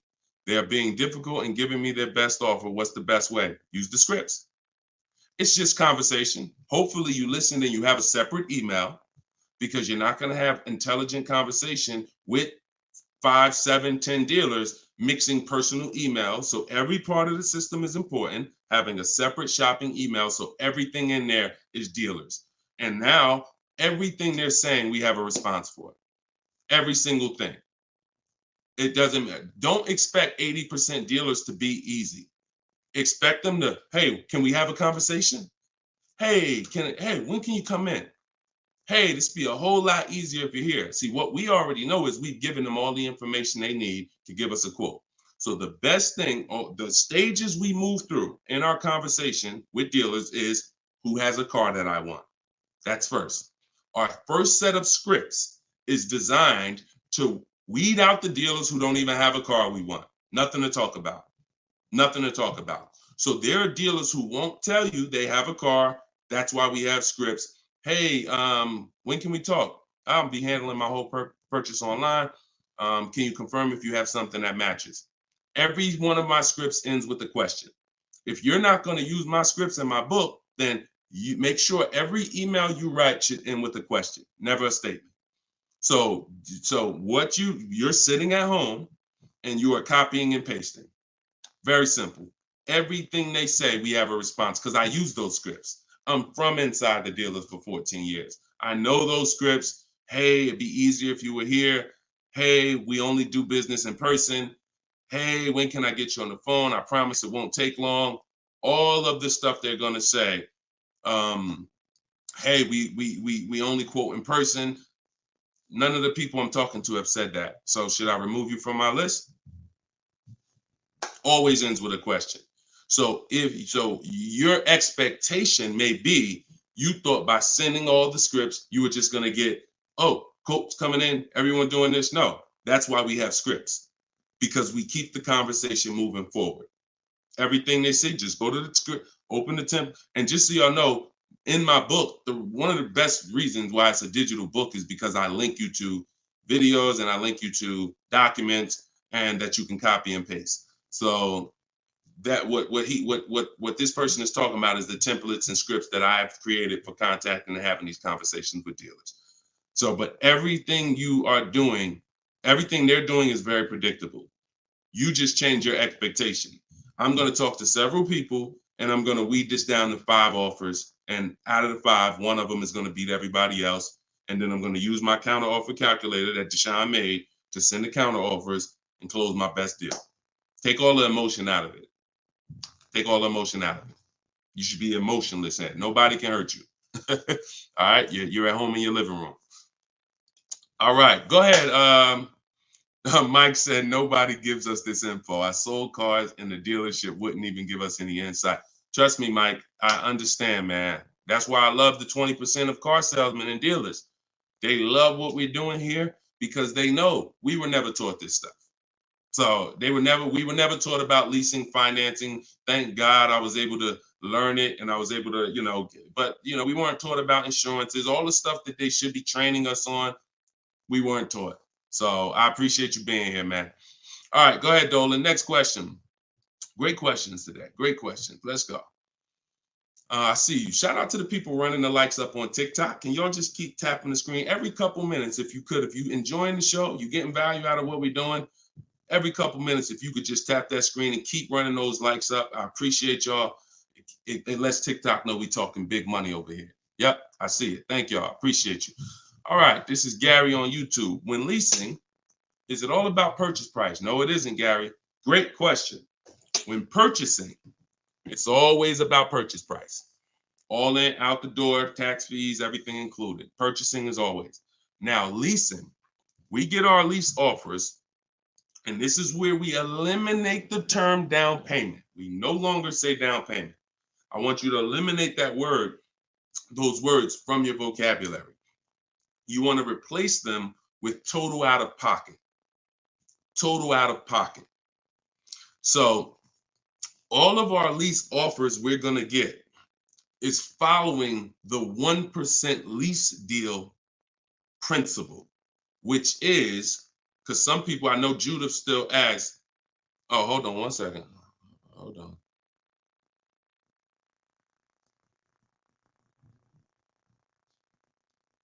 Okay, I think my wife's headphones hooked up to the broadcast here. Thank you for letting me know, Judy. So when we're getting, so the 1% lease deal rule is older than, it was around, I think, before I got into the car business at 2006. And what it was is, if your lease payment was 1% or lower of the MSRP of the car, you stole a car. Stole a car. Example, I know if you've never seen a 1% lease deal, let me show you a couple. So this is Greg. Greg, look, first time posting here. I'm excited. My latest lease, graduated. Now we have a particular online, video library here. So when they say graduated, I have a coaching program, and but the steps are the same. So I always say, get in where you fit in. Steps are the same in my book, in my video course. He said, I followed the steps, set up a great lease deal, 36 months, 12,000 miles per year, all said and done. Monthly payments $527. MSRP is $56,275. So when you divide the monthly payment into the MSRP, you're going to get a number. Now, when you multiply that by 100, so I'll give you an example. Let me show you how this works. In Greg's case, I got my calculator up here. I would take 527, divide that into 56,275, which is the MSRP, not the selling price. Doesn't matter the selling price. The MSRP is how we gauge the value. Now, that's 0.009. Then we multiply that by 100, and that gives us 0.93%, which is what he put here in his post. So that's an under 1% lease deal. Look, it was a steal. I think someone messed up on the paperwork. No other dealer came close. There we go. Same thing with Frina. Frina just got a Jeep a little while ago. Look, her deal was better than his, my God. But it's a better lease program. Jeep had a better lease program at the time. So, I mean, she got a $579 a month lease on a $65,950 Jeep Grand Cherokee hybrid. Out of control. So this is how we're shopping. You want to follow the format of the 1% lease deal, which is, I shop with 12,000 miles per year. If I'm doing 18,000, I'll adjust it later. If I'm a high mileage driver, who's a high mileage driver? You drive more than 20,000 miles per year plus. Who's a high type HM if you're a high mileage driver? All right, type HM. You adjust it later. 25,000 mile a year lease. You always shop with 12 because that's how we judge. I see you, Mr. Silver. That's how we judge. I see you, Ado Johnson. Or no, A.D. Johnson. Sorry. So still going to, this is still Gary's question. This is why we're not focused on the purchase price when we're shopping lease offers. We're focused on looking at the formula that we use to judge a great lease deal. And everything we do, I have 3 rules. 1% lease deal, I didn't make it up. That's a steal. In between 1% and 1.5%, that's a deal, because that's still better than a purchase. It's still great value. When you compare it to someone who's purchasing, they're paying tons more. Even somebody who didn't get a steal, because the lease program has to be there to get a steal. They got to want to give away these cars. They got to have great incentive, great, everything has to line up, stars in the moon, and then we get the dealer that's going to give us the biggest discount. If it's under 1%, that means the lease program was incredible. But a good lease program, great lease program, will still get you, when you shop your offers, in between 1% and 1.5%. So, you look at somebody like, I used, Charles. So Charles got a Palisade, very, very popular vehicle. He got 10 offers from home. His best offer was 1.23, $48,000 vehicle. He's paying $597 a month. Now that same $48,000 vehicle, and this I'm about to hit on something that I said earlier, but I'm gonna really bring it across home plate right now. It's impossible to get a great deal when you purchase, but you should have leased. Because look, $48,000 Palisade, you guys know, we talked about it earlier, every $5,000 on a loan is about how much per month? Every $5,000 on a loan is about how much per month? I told y'all, stay by the keyboard, because we like to dialogue. So we want to make sure you are always by your keyboard so you could dialogue. Active learning. That's how you're going to get the most out of this show. Active. Okay. Anybody type it yet? Okay. Thank you, Dominic, on TikTok. Yes. $100. So that same Palisade that Charles is driving right now for $597, there are people who financed it, no money down, and they're paying almost $1,000 a month, $900 to $1,000 if they got a 5-year loan. If they took a 6-year loan, they're probably paying $8 something a month for 6 years. He's paying $597. So that's what I say. You cannot. And even when you have a good lease program and you get your offers, 1.23, 1.25, 1.3, great value compared to purchasing that car. You're avoiding the depreciation that someone who's purchasing is going to take, and it's no comparison. So, but there comes a limit. That's the third category. We got the steals, we got the deals, and then we got, I call this, it's time to chill. 1.5%. Above that, it's not a deal. There's no value there. There's very little value there. No, there's no value. And I'm going to tell you why. Just add up all the payments. 1.5%, we're paying too much for a vehicle we're giving back. It's very simple. We're paying too much for a vehicle that we're giving back. When you take hold on, let me get rid of this.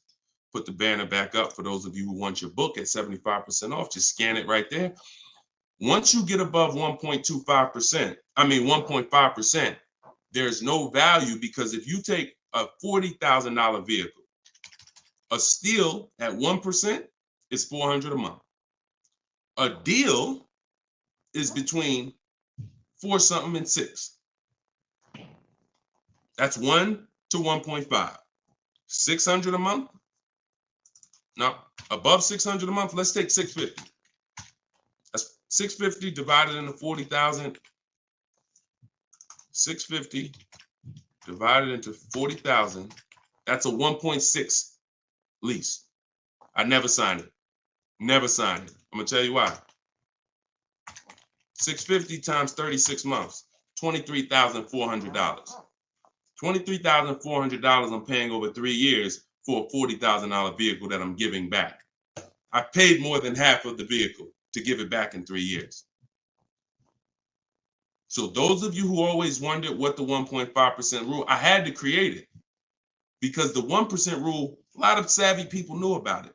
But I noticed There was no threshold for when a bad lease deal. When are we at a bad lease deal now? We know what a steal is, but what's the bad lease deals? And when I started looking at the comparison to purchasing and then the giving a car back, once you get up above 1.5%, there's no value in leasing that vehicle.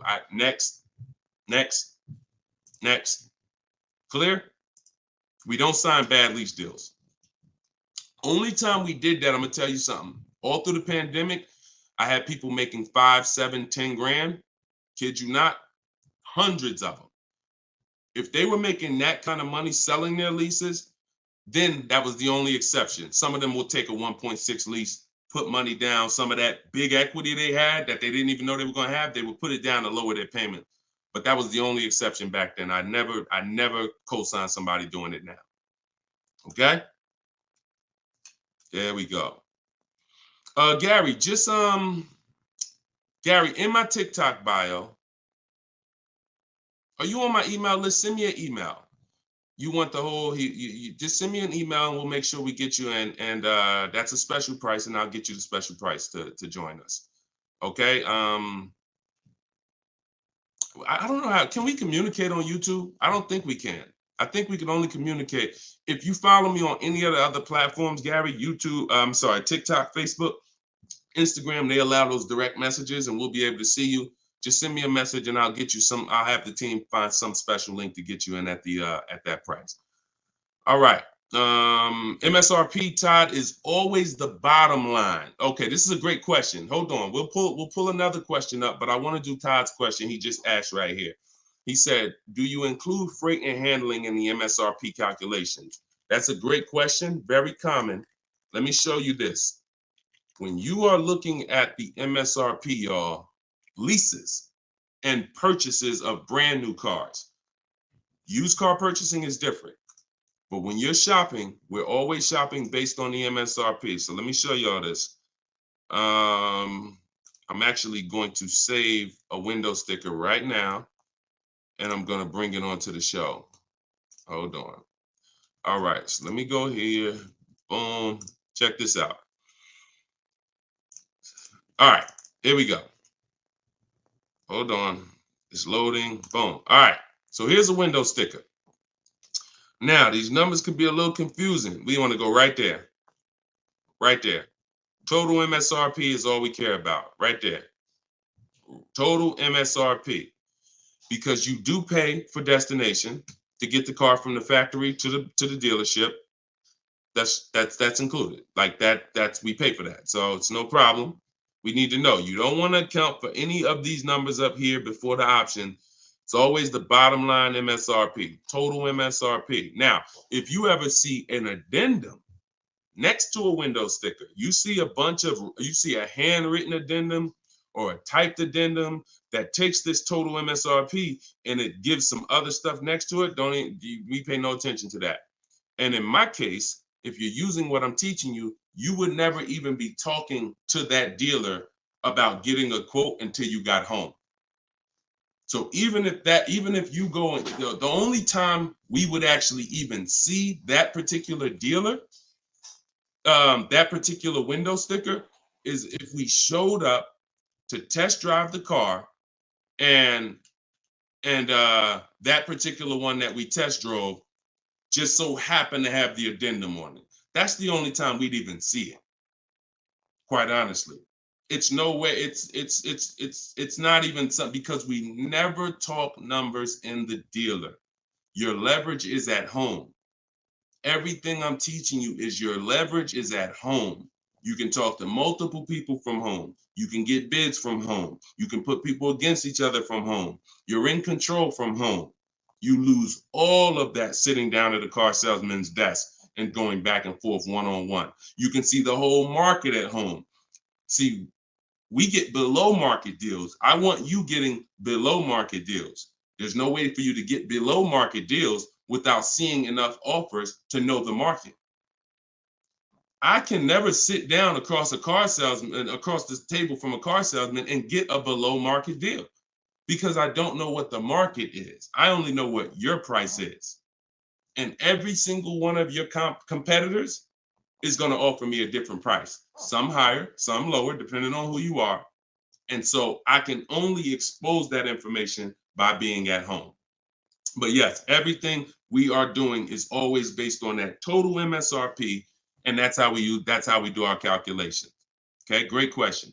If everybody's getting value out of the show, could you type some dollar signs? Just type a dollar sign if you're enjoying the show so far. So if whenever you see this show, if you see the banner above us, then this is a rebroadcast. But if there's no banner, then we're live. So you can ask your questions, but you can always make sure that I always want to make sure that you guys have access to the live shows so that you can use them. But even the rebroadcast, if you're sitting on watching the rebroadcast, you're going to get the same value pretty much as somebody here live, because somebody's going to ask the same question you had. I can almost guarantee it.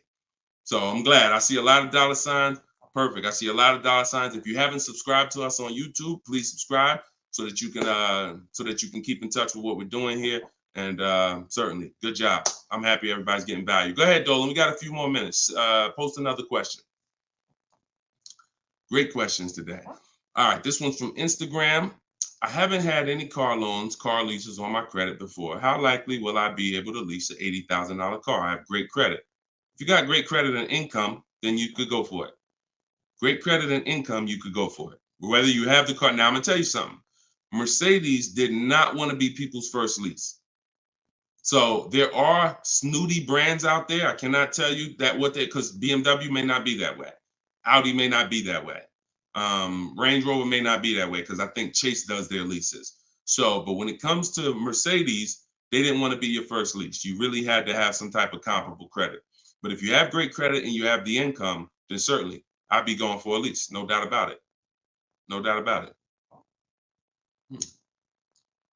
Just like the chicken and the egg, you know what I mean? Like, which comes first? Or it's better is the job and the experience. Can't get a job without experience. You can't get experience without a job. So in this particular case, somebody has to be your first, lender, and most of them will.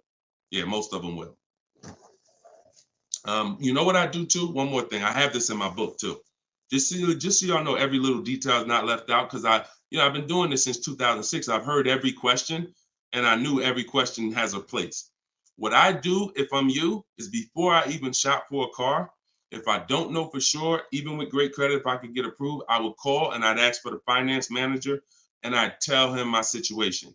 And I say, hey, look, you know what? I got a 740 credit score. I make this a year. I never leased before, but what do you think? And if a Mercedes finance manager would tell you, nah, it's probably not going to work with Mercedes. But someone else would say, nah, that's fine. So that way you don't even waste your time getting all your offers just to find out that this is one of the snooty leasing companies. All right. All right, there we go. All right, shoot the next one up, Dolan.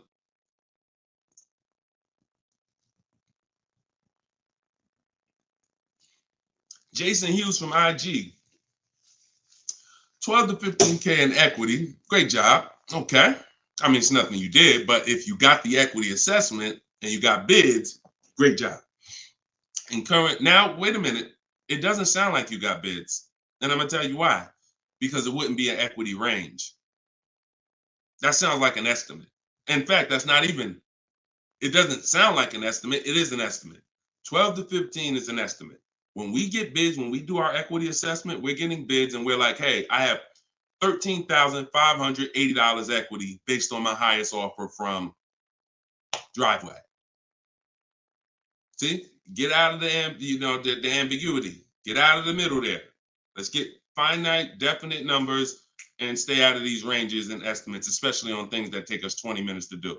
Call your bank, get your payoff, go online, CarMax, Driveway, Carvana, AutoNation, sell my car, Car Guru, sell my car, Kelly's Blue Book, instant cash offer.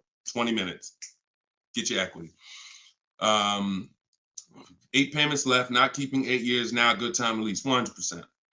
100%. There's no benefit in waiting. Listen, that is the path for a lot of people, Jason. A lot of people are going to discover what we're doing here, teaching by the numbers, not by emotion. And they're going to realize that not leasing has cost me money. Should I wait or should I just transition now? There's no reason to wait. There's no reason to wait. The only thing that would make you wait when you do your equity assessment is you have too much negative equity, you can't get out. That's the only time. Or you have a credit situation where you need to actually get your smart car, get a car for 2 years, rebuild your credit, and then go lease. Anybody else, no benefit. I'd be leasing tomorrow because I had a friend of mine, he's a close friend of mine. He's actually in my program. You know, he uses our stuff. And he's like, he had a Kia Telluride. Well, he had an accident. Vehicle got totaled. Now, he said, now I know the 8-year rule, Deshone. I'm going to lease this next one. He gets his bids. Last week, he leased the Kia Telluride for under $500 a month. The same vehicle that he was paying hundreds of dollars every month for. More. Hundreds of dollars more per month. I don't know what his payment was, but I know what a Kia Telluride costs to purchase. A $45,000 Kia Telluride to purchase with no money down is $800-900 a month. So he's literally under $5, no money down, when he was just paying hundreds more than that. So you're in the same situation. No point in waiting. Transition to a great value lease. Get your offers. You wish you could. You wish you would have did it sooner. All right. Go ahead. Next question, Dolan. Car brands will no longer offer V6. Buy the lease. Let me talk about this question on TikTok.